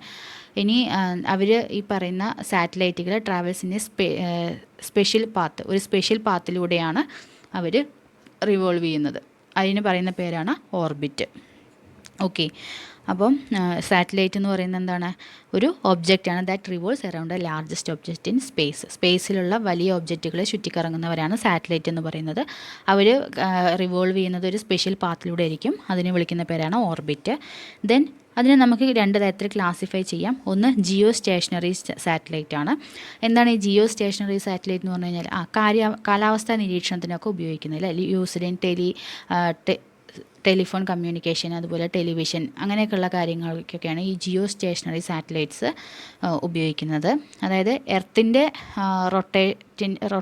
റൊട്ടേറ്റ് ചെയ്യുന്ന ഡയറക്ഷനിൽ മൂവ് ചെയ്യുന്നവയാണ് ഈ പറയുന്ന ജിയോ സ്റ്റേഷനറി സാറ്റലൈറ്റ്സ് എന്ന് പറയുന്നത്. Okay, it's an earth orbiting satellite revolves in the same direction the earth rotates. Earth rotate ചെയ്യുന്ന സെയിം ഡയറക്ഷനിൽ മൂവ് ചെയ്യുന്ന സാറ്റലൈറ്റുകളാണ് എന്താ ജിയോ സ്റ്റേഷനറി സാറ്റലൈറ്റ് എന്ന് പറയുന്നത്. കാലാവസ്ഥാ നിരീക്ഷണത്തിനൊക്കെയാണ് അത് യൂസ് ചെയ്യുന്നത്. ദെൻ നെക്സ്റ്റ് എന്ന് പറയുന്നത് ഏതാണ്? പോളാർ സാറ്റലൈറ്റ്സ് ആണ്. ജിയോ സ്റ്റേഷണറി സാറ്റലൈറ്റ്സ് എന്ന് പറയുന്നത് എന്താണ്? ജിയോ പേരിൽ തന്നെ ഓർത്ത് വയ്ക്കുക അല്ലേ, എർത്ത് റൊട്ടേറ്റ് ചെയ്യുന്ന സെയിം ഡയറക്ഷനിൽ. പക്ഷെ പോളാർ സാറ്റലൈറ്റ് എന്താണ്? Revolve around the earth in NS direction. എന്താ പറയുന്നത്? ഭൂമിയെ റൊട്ടേറ്റ് ചെയ്യുന്നുണ്ട്, പക്ഷെ എങ്ങനെയാണ്? എർത്ത് റൊട്ടേറ്റ് ചെയ്യുന്നതിന് നോർത്ത് സൗത്ത് ഡയറക്ഷനിലാണ് ഈ പറയുന്ന സാറ്റലൈറ്റ്സ് റിവോൾവ് ചെയ്യുന്നത്. ഒന്ന് ഓർത്ത് വയ്ക്കുക. ജിയോ സ്റ്റേഷണറി എന്ന് പറയുമ്പോൾ സെയിം ഡയറക്ഷനിലാണ്. പോളാർ സാറ്റലൈറ്റ് എന്ന് പറയുമ്പോൾ എർത്ത് റൊട്ടേറ്റ് ചെയ്യുന്നതിന് നോർത്ത് സൗത്ത് ഡയറക്ഷനിലായിട്ടാണ് റിവോൾവ് ചെയ്യുന്നത്. Okay, then positioned nearly 500 to 800 kilometre above the earth. എർത്തിൽ നിന്നും ഒരു 500-800 കിലോമീറ്റർ അകലെയായിട്ടാണ് ഈ പറയുന്ന സാറ്റലൈറ്റുകൾ മൂവ് ചെയ്യുന്നത്. Used for surveying and mapping അതുപോലെ സർവേ അങ്ങനെയുള്ള കാര്യങ്ങൾക്കൊക്കെയാണ് ഈ പോളാർ സാറ്റലൈറ്റ്സ് യൂസ് ചെയ്യുന്നത്. ഓക്കെ, അപ്പോൾ 2 സാറ്റലൈറ്റുകൾ എന്താണെന്ന് ഓർത്ത് വയ്ക്കുക. പിന്നെ അവിടെ സാറ്റലൈറ്റുകളുടെ ഓർബിറ്റിലുള്ള സ്പീഡ് പറയുന്നുണ്ട്. എന്താണ് അവിടെ പറയുന്നത്? അപ്പോൾ നമുക്കറിയാം സാറ്റലൈറ്റ് എന്ന് പറയുന്ന ഒരു ഫിക്സഡ് സർക്കുലർ പാത്തിലൂടെ പ്ലാനറ്റ്സിനെ ചുറ്റിക്കറങ്ങിക്കൊണ്ടിരിക്കുകയാണെന്ന് പറഞ്ഞു, അല്ലെങ്കിൽ സണ്ണിനെ ചുറ്റിക്കറങ്ങിക്കൊണ്ടിരിക്കുകയാണ് അല്ലേ. അപ്പോൾ ഇങ്ങനെ ചുറ്റുന്നത് കൊണ്ട് അവർക്ക് എന്തുണ്ടായിരിക്കും? തീർച്ചയായിട്ടും അവിടെ ഒരു വെലോസിറ്റി ഉണ്ടായിരിക്കും, ഒരു സ്പീഡ് ഉണ്ടായിരിക്കും അല്ലേ. ആ സ്പീഡാണ് അവിടെ എഴുതിയിരിക്കുന്നത് V ഓർബിറ്റ്. അതായത് വെലോസിറ്റി സ്പീഡ് എന്ന് പറയുന്നത് എങ്ങനെയാണ്? Square root of GM divided by R. Capital GM divided by small letter R. Orbital സ്പീഡാണ് പറയുന്നത്. അതൊന്ന് ഓർത്ത് വയ്ക്കുക, എക്സാമിന് ചിലപ്പോൾ ചോദിക്കാൻ ചാൻസ് ഉണ്ട്. Speed of satellite in its orbit. ഓർബിറ്റിലൂടെ അവർ മൂവ് ചെയ്യുമ്പോൾ അവർക്ക് എന്തായാലും അവിടെ ഒരു വെലോസിറ്റി, ഒരു സ്പീഡ് ഉണ്ടായിരിക്കും. ആ ഓർബിറ്റൽ സ്പീഡാണ് അവിടെ എഴുതിയിരിക്കുന്നത്. V orbit is equal to square root of GM divided by R. പിന്നെ അതിലുള്ള ഓരോന്ന് എന്താണ്? V എന്ന് പറയുന്നത് ഓർബിറ്റൽ വെലോസിറ്റിയാണ്. G എന്ന് പറയുന്നത് നമ്മൾ നേരത്തെ പറഞ്ഞു ഗ്രാവിറ്റേഷണൽ കോൺസ്റ്റൻ്റ് ആണ്. M എന്ന് പറയുന്നത് എന്താണ്? മാസ് ഓഫ് എർത്ത് ആവാം, മൂൺ ആവാം, പ്ലാനറ്റ് ആവാം, എന്തും ആയിക്കോട്ടെ.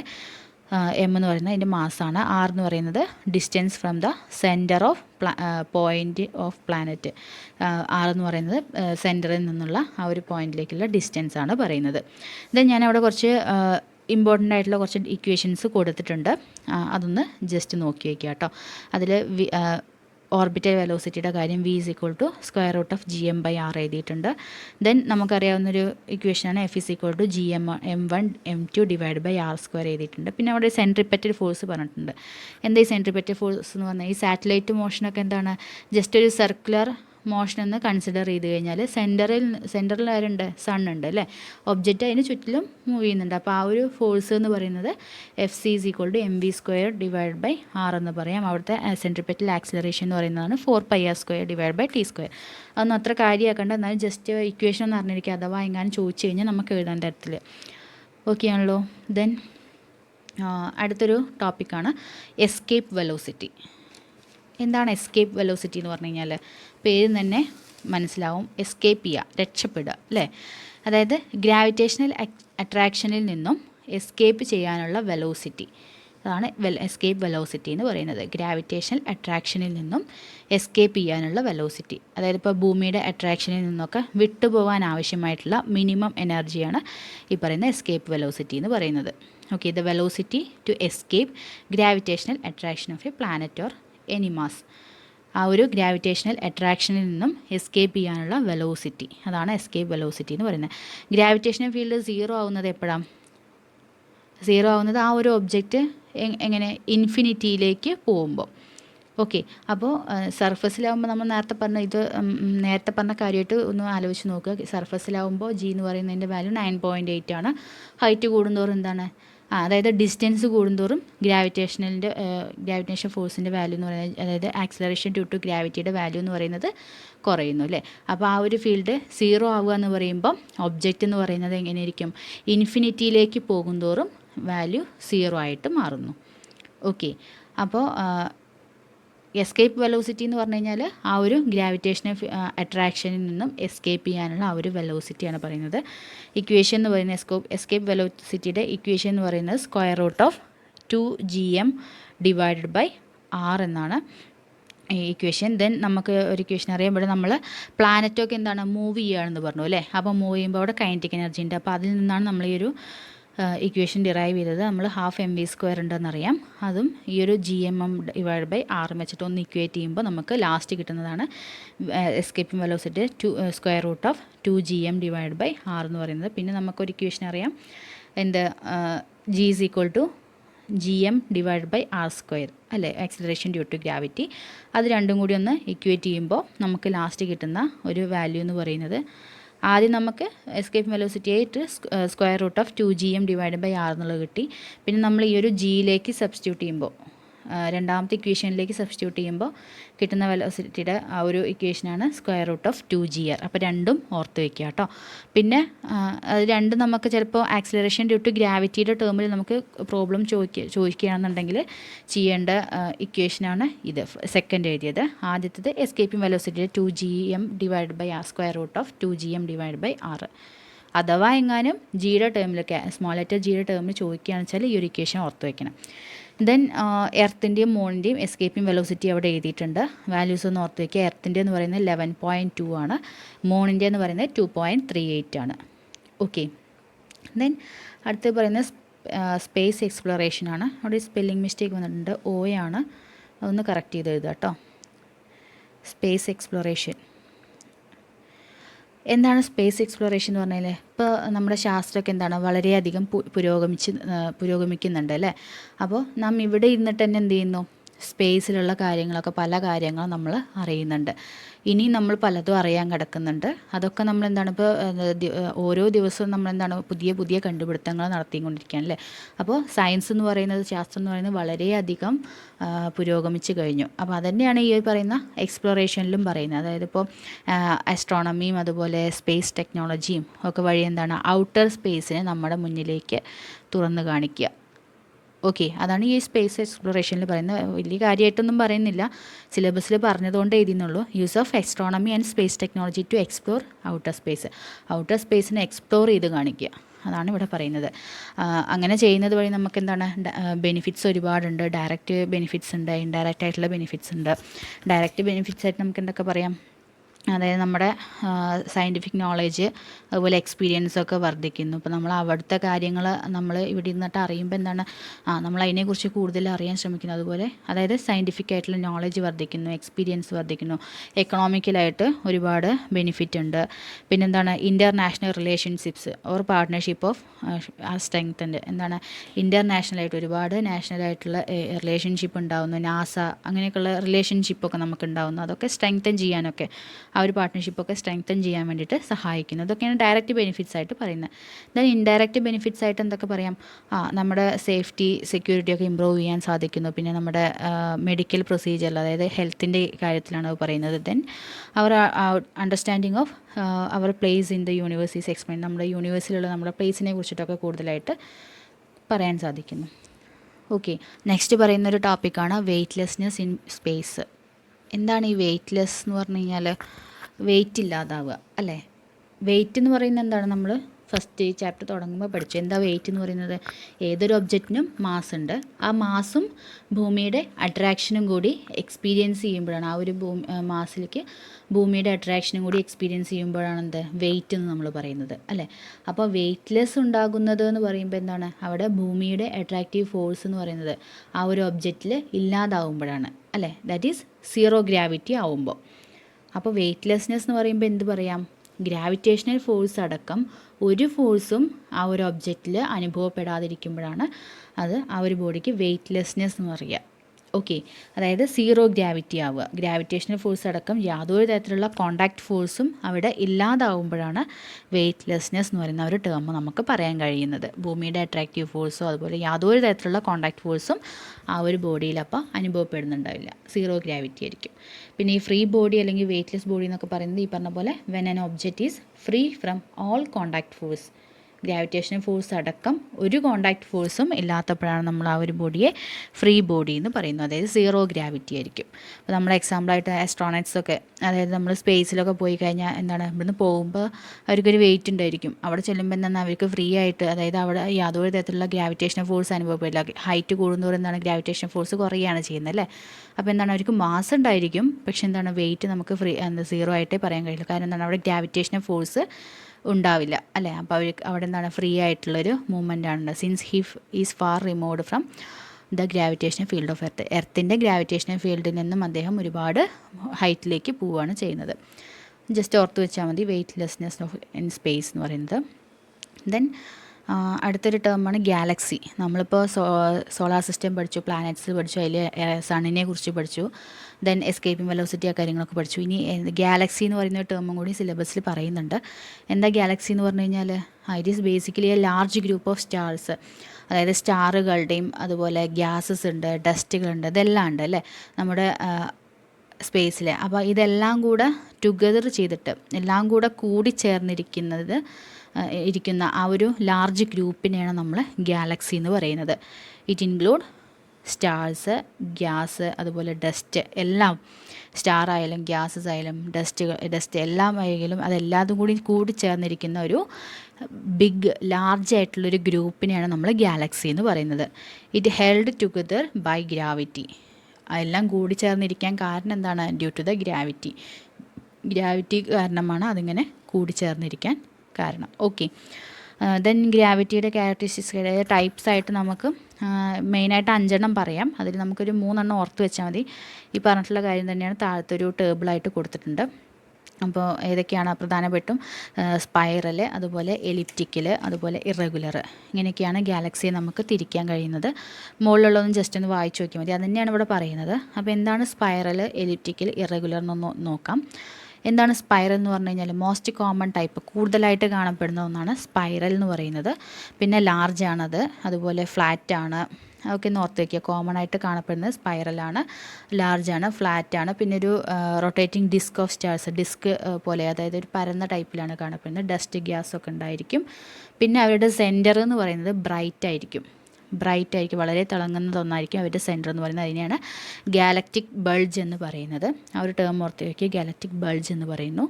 ദെൻ അതിൽ സ്റ്റാർസ്, പുതുതായിട്ട് ഫോം ചെയ്യുന്ന സ്റ്റാർസ് എന്ന് പറയുന്നത് സെൻറ്ററിലല്ല ഉണ്ടാകുന്നത്, in the arms of spiral. അവരുടെ ആംസിലാണ് ഈ പറയുന്ന പുതിയ സ്റ്റാറുകളൊക്കെ ഫോം ചെയ്യുന്നത്. പിന്നെ ഒരു സൂപ്പർ മാസീവായിട്ടുള്ളൊരു ബ്ലാക്ക് ഹോള് അവരുടെ സെൻറ്ററിൽ കാണപ്പെടുന്നു. ഇത്രയാണ് സ്പൈറൽ ഗാലക്സിയെ കുറിച്ചിട്ട് പറയാനുള്ളത്. അതൊന്ന് ഓർത്ത് വയ്ക്കുക, മോസ്റ്റ് കോമൺ ആയിട്ട് കാണുന്നതാണത്. പിന്നെ അതുപോലെ സെൻറ്ററിലൊരു ബ്രൈറ്റ് ഗാലക്റ്റിക് ബൾജ് കാണപ്പെടുന്നു. ഫ്ലാറ്റ് ആയിട്ടുള്ള ലാർജ് ആയിട്ടുള്ള ഒന്നാണ് സ്പൈറൽ എന്ന് പറയുന്നത്. ദെൻ ന്യൂലി ഫോംഡ് സ്റ്റാർസൊക്കെ കാണപ്പെടുന്നത് ആംസിലാണ് കാണപ്പെടുന്നത്. സൂപ്പർ മാസീവായിട്ടുള്ള ഒരു ഹോള്, ഒരു ബ്ലാക്ക് ഹോൾ അവരുടെ സെൻറ്ററിലുണ്ട്. ദെൻ എലിപ്റ്റിക്കൽ എന്ന് പറയുന്നത് എന്താണ്? അത് കുറച്ച് ഓൾഡ് ടൈപ്പാണ്. അത് മാസ് കുറഞ്ഞവയാണ് അതിൽ പറയുന്നത്. ദെൻ അവരുടെ ഷേപ്പ് എന്ന് പറയുന്നത് ഒരു ഓവൽ ഷേപ്പായിരിക്കും. ഇൻ 3D ഡയമെൻഷനിൽ ഓവൽ ഷേപ്പിലാണ് കാണപ്പെടുന്നത്. പിന്നെ ഫൗണ്ട് ഇൻ ഗാലക്സി ഡസ്റ്റേഴ്സിലൊക്കെയാണത്. അതായത് ഗാലക്സി ഡസ്റ്റേഴ്സ് അല്ല, അവിടെ ക്ലസ്റ്റേഴ്സാണ്. അത് അന്ന് തിരുത്തിയത് കേട്ടോ, ക്ലസ്റ്റേഴ്സായിട്ട്. അത് ഗാലക്സി കൂട്ടങ്ങളിലൊക്കെയാണ് അത് കാണപ്പെടുന്നത്, കൂട്ടങ്ങളായിട്ടാണ് കാണപ്പെടുന്നത്. Usually smaller but can be larger. അതായത് യൂഷ്വലി അവർ സ്മോളർ സൈസിലാണ്. പക്ഷേ കാലക്രമേണ അവർക്ക് എന്ത് ചെയ്യാൻ പറ്റും? സൈസ് വർദ്ധിപ്പിക്കാൻ സാധിക്കും. പിന്നെ സ്റ്റാർസ് ക്ലോസ് ടുഗദർ, സെൻറ്ററിലാണ് ഒരു സ്റ്റാർസ് കൂടിച്ചേരുന്നത്. അതുകൊണ്ട് തന്നെ സെൻറ്റർ ബ്രൈറ്റ് ആയിട്ട് കാണപ്പെടുന്നു. Then containing lower mass stars. അതെന്താണ്? ആദ്യം പറഞ്ഞു ഓൾഡിൽ, അതായത് പഴയ കാലങ്ങളിൽ ഒരുപാട് കാലപ്പഴക്കമുള്ളതാണെന്ന് പറഞ്ഞു. അതേപോലെ തന്നെ അവരുടെ മാസ് എന്ന് പറയുന്നത് ലോവർ ആയിരിക്കും. May have super massive black hole at the centre. എന്താ പറയുന്നത്? സ്പൈറലിൽ എന്താണ്? ഷുവറായിട്ടും ഒരു സൂപ്പർ മാസീവ് ബ്ലാക്ക് ഹോൾ ഉണ്ടായിരിക്കും സെൻറ്ററിൽ. എലിപ്റ്റിക്കിൽ എന്താണ്? ചിലപ്പോൾ അങ്ങനെ ഒരു സൂപ്പർ മാസീവ് ബ്ലാക്ക് ഹോൾ ഉണ്ടാവാം, ഒരു ചാൻസ്, ഒരു പോസിബിലിറ്റി മാത്രമാണ് അവിടെ പറയുന്നുള്ളൂ. അതൊന്ന് ഓർത്ത് വയ്ക്കുക. രണ്ടും തമ്മിലുള്ള ഡിഫറൻസ് ആണ്. സൂപ്പർ മാസീവ് ബ്ലാക്ക് ഹോൾ സ്പൈറലിൽ എന്തായാലും മസ്റ്റായിട്ടും ഉണ്ടായിരിക്കും. എലിപ്റ്റിക്കിൽ അങ്ങനെ ഒരു പോസിബിലിറ്റി മാത്രമാണ് പറയുന്നത്. ദെൻ ലാസ്റ്റ് വൺ എന്ന് പറയുന്നത് ഇറഗുലർ. പേരിൽ തന്നെ അറിയാം എന്താണ്? ഷേപ്പ് ഇറഗുലർ ആവില്ല, പലതരത്തിലുള്ള ഷേപ്പാകും. വേണമെങ്കിൽ അവർക്ക് സ്പൈറൽ ആവാം, അല്ലെങ്കിൽ എലിപ്റ്റിക്കൽ ആവാം, അങ്ങനെയൊക്കെയുള്ള ഷേപ്പിലാവാം. പക്ഷേ അവരുടെ സ്ട്രക്ചർ എപ്പോഴും ചേഞ്ചബിൾ ആയിരിക്കും, ഒരു ഇറഗുലർ ആയിട്ടായിരിക്കും ഉണ്ടാവുന്നത്. എപ്പോഴും അവർ ഇങ്ങനെ ചേഞ്ച് ചെയ്തുകൊണ്ടിരിക്കും. അവരുടെ സൈസ് എന്ന് പറയുന്നത്, ഷേപ്പ് എന്ന് പറയുന്നത് ചേഞ്ചബിൾ ആയിരിക്കും. ദെൻ അടുത്ത് പറയുന്ന ടേമാണ് സ്റ്റാർസ്. എന്താ സ്റ്റാർ എന്ന് പറഞ്ഞു കഴിഞ്ഞാൽ, സണ്ണ് നമുക്കൊരു സ്റ്റാർ ആണെന്ന് പറയാം അല്ലേ?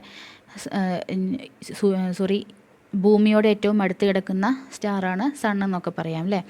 അപ്പോൾ എന്താണ് സ്റ്റാർ എന്ന് പറഞ്ഞാൽ it is a huge sphere of very hot glowing gas. എന്താ പറയുന്നത്, ഒരു ഹ്യൂജ് ആയിട്ടുള്ള ഒരു വലിയ ഏറ്റവും ഒരുപാട് വലിപ്പമുള്ളൊരു ഹ്യൂജ് ആയിട്ടുള്ളൊരു സ്പിയറാണ് സ്റ്റാർ എന്ന് പറയുന്നത്. അവിടെ എന്താണ് വെരി ഹോട്ട് ഗ്ലോയിങ് ഗ്യാസസ് ഒക്കെ വളരെ ഗ്ലോ ചെയ്യുന്ന വെരി ഹോട്ടിൽ നല്ല ചൂടുള്ളൊരു വലിയ ഹ്യൂജ് ആയിട്ടുള്ളൊരു സ്പിയറാണ് സ്റ്റാർ എന്ന് പറയാം. ഈ പറയുന്ന സ്റ്റാറുകളുടെ കൂട്ടത്തെ ഗ്രൂപ്പ് ഓഫ് സ്റ്റാർസിനെയാണ് നമ്മൾ കോൺസ്റ്റലേഷൻസ് എന്ന് പറയുന്നത്. അതൊന്ന് ഓർത്ത് വയ്ക്കുക. കോൺസ്റ്റലേഷൻ എന്ന് പറഞ്ഞാൽ ഗ്രൂപ്പ് ഓഫ് സ്റ്റാറാണ്. പിന്നെ നമുക്ക് സണ്ണിനെ നമ്മൾ സ്റ്റാറായിട്ട് പറയാമെന്ന് പറഞ്ഞു. എന്താണ്, സോളാർ സിസ്റ്റത്തിലുള്ള ഒരേ ഒരു സ്റ്റാറാണ് സൺ എന്ന് പറയുന്നത്. യെല്ലോ കളേർഡാണ്, മീഡിയം സൈസിലായിട്ടുള്ള സ്റ്റാറാണ്. ദെൻ ഈ പറയുന്ന ടെമ്പറേച്ചറിനെയും അതുപോലെ ബ്രൈറ്റ്നെസ്സിനെയൊക്കെ ബേസ് ചെയ്തിട്ട് നമുക്ക് സ്റ്റാറുകളെ രണ്ടായിട്ട് തിരിക്കാം. ഹോട്ട് സ്റ്റാർ എന്നും കൂളർ സ്റ്റാർ എന്നും തിരിക്കാം. ഹോട്ട് സ്റ്റാർ എന്ന് പറയുമ്പോൾ ബ്ലൂ അല്ലെങ്കിൽ വൈറ്റ് കളേർഡ് ആയിട്ടുള്ള സ്റ്റാറുകളായിരിക്കും. കളറൊന്ന് ഓർത്ത് വയ്ക്കുക, ചിലപ്പോൾ വൺ വേർഡൊക്കെ ചോദിച്ചാലോ. അപ്പോൾ ടെമ്പറേച്ചറിനെയും ബ്രൈറ്റ്നസിനെയും ബേസ് ചെയ്തിട്ടാണ് ക്ലാസിഫൈ ചെയ്തിട്ടുള്ളത്. ഹോട്ട് സ്റ്റാർ എന്ന് പറയുമ്പോൾ ബ്ലൂ അല്ലെങ്കിൽ വൈറ്റ് കളേർഡ് ആയിരിക്കും. കൂളർ സ്റ്റാർ എന്ന് പറയുമ്പോൾ റെഡ് അല്ലെങ്കിൽ ഓറഞ്ച് കളേർഡ് ആയിരിക്കും.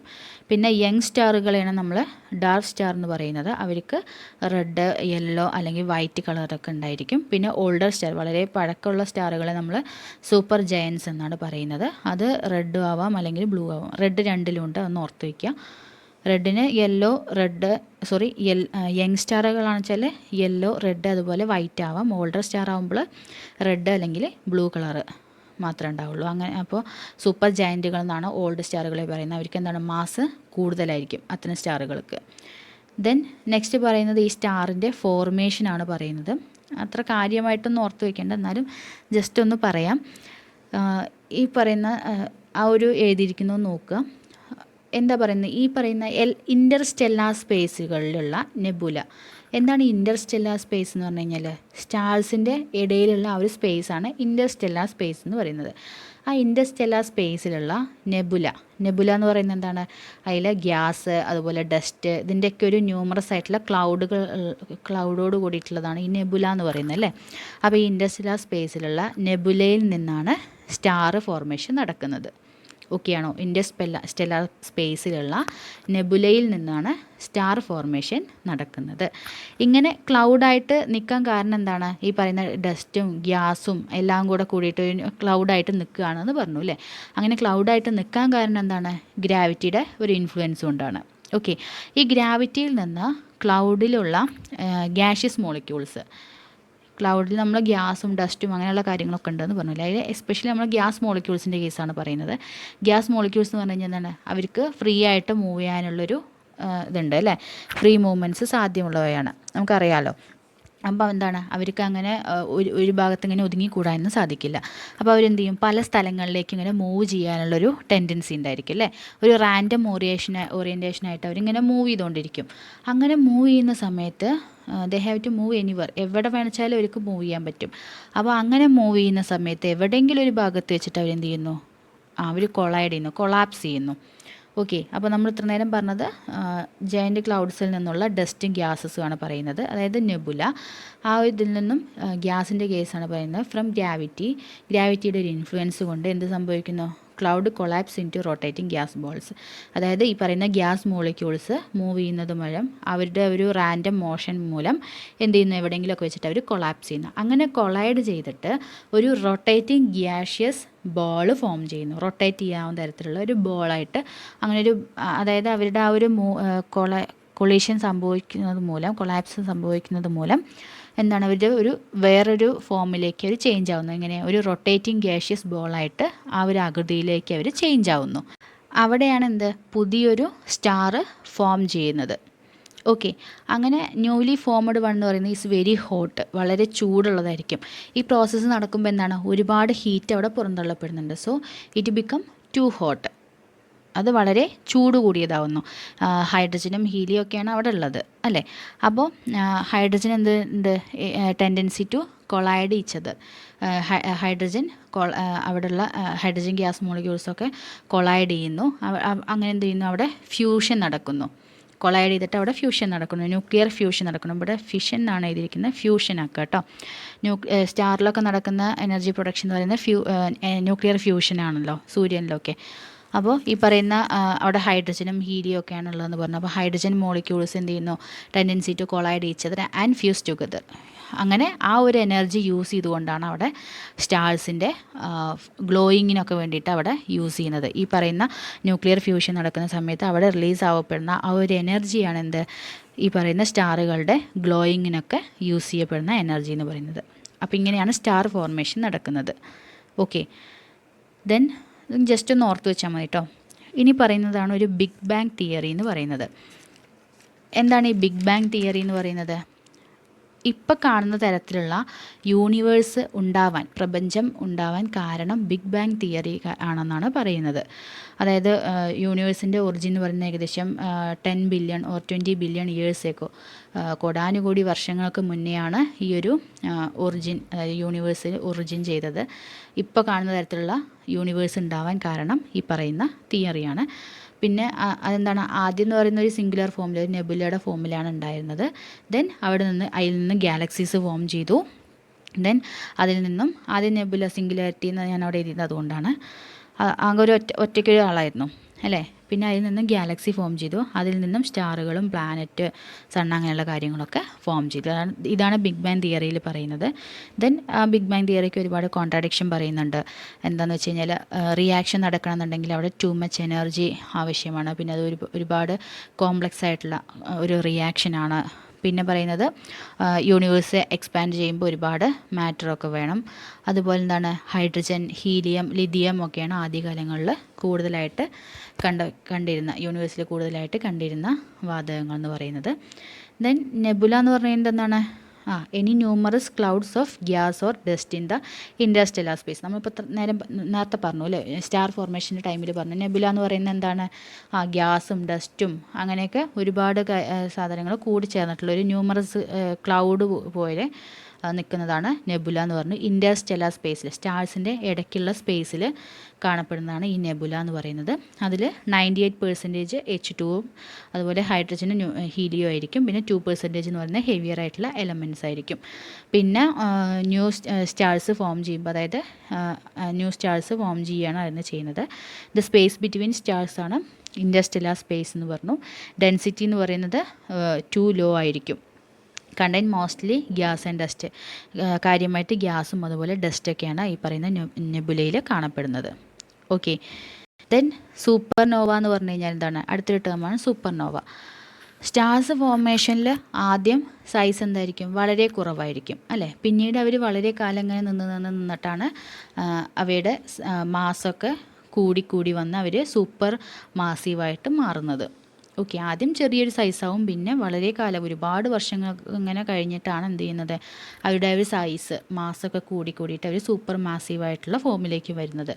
അങ്ങനെ സൈസ് ഇങ്ങനെ കൂടിയിട്ട് സൂപ്പർ മാസീവ് ആയിട്ടാണ് ഒരു എക്സ്പ്ലോഷൻ സംഭവിക്കുന്നത്. അതായത് പെട്ടെന്ന് ഇങ്ങനെ വളരെ കാലങ്ങൾ എടുത്തുകൊണ്ട് അവരുടെ സൈസ് ഇങ്ങനെ കൂടിയിട്ട് അവരെന്താവുന്നത്, സൂപ്പർ മാസീവ് ആവുകയാണെന്ന് പറഞ്ഞു അല്ലേ. അങ്ങനെ ആയിക്കഴിഞ്ഞാൽ പെട്ടെന്നൊരു ദിവസം എന്ത് സംഭവിക്കുന്നു, അതിലൊരു എക്സ്പ്ലോഷൻ സംഭവിച്ചിട്ട് ഒന്നുകിൽ എന്തുണ്ടാവുന്നു, ഒരു ന്യൂ സ്റ്റാർ ഫോം ചെയ്യുന്നു, അല്ലെങ്കിൽ എന്ത് സംഭവിക്കുന്നു, അതിൻ്റെ ആ ഒരു സ്റ്റാറിൻ്റെ ഡെത്തിന് കാരണമാകുന്നു. It is N extremely luminous stellar, എന്താ ലുമിനസ് എന്ന് പറഞ്ഞു കഴിഞ്ഞാൽ വളരെ തിളക്കമുള്ള അല്ലേ, stellar explosion that result in the more or less death of star. ഒന്നുകിൽ അവിടെ ഒരു പുതിയൊരു സ്റ്റാർ ഫോം ചെയ്യുന്നു, അല്ലെങ്കിൽ എന്ത് സംഭവിക്കുന്നു, ആ ഒരു സ്റ്റാറിൻ്റെ ഡെത്തിന് കാരണമാകുന്നു. ഇതാണ് സൂപ്പർ നോവ എന്നുള്ളൊരു കൺസെപ്റ്റ് പറയുന്നത്. ദെൻ ലാസ്റ്റ് ടോപ്പിക് എന്ന് പറയുന്നതാണ് സോളാർ എക്ലിപ്സും ലൂണാർ എക്ലിപ്സും. സൂര്യഗ്രഹണവും ചന്ദ്രഗ്രഹണവും ഒക്കെ നമുക്കറിയാം അല്ലേ. എന്താണ് സോളാർ എക്ലിപ്സ് എന്ന് പറയുന്നത്, സൂര്യനും എർത്തിനും ഇടയിൽ ആര് വരുന്നു, മൂൺ വരുന്നു അല്ലേ. സൂര്യൻ അവിടെ ബ്ലോക്ക് ചെയ്യപ്പെടുന്നു. ഹാപ്പൻസ് ഡ്യൂറിങ് ദ ഡേ ടൈമിലാണ് അത് നടക്കുന്നത്. മൂൺ എന്ന് പറയുന്നത് മിഡിലിൽ വരുന്നു. Happens during a new moon, പുതിയ മൂണിൻ്റെ സമയത്തൊക്കെയാണ് സംഭവിക്കുന്നത്.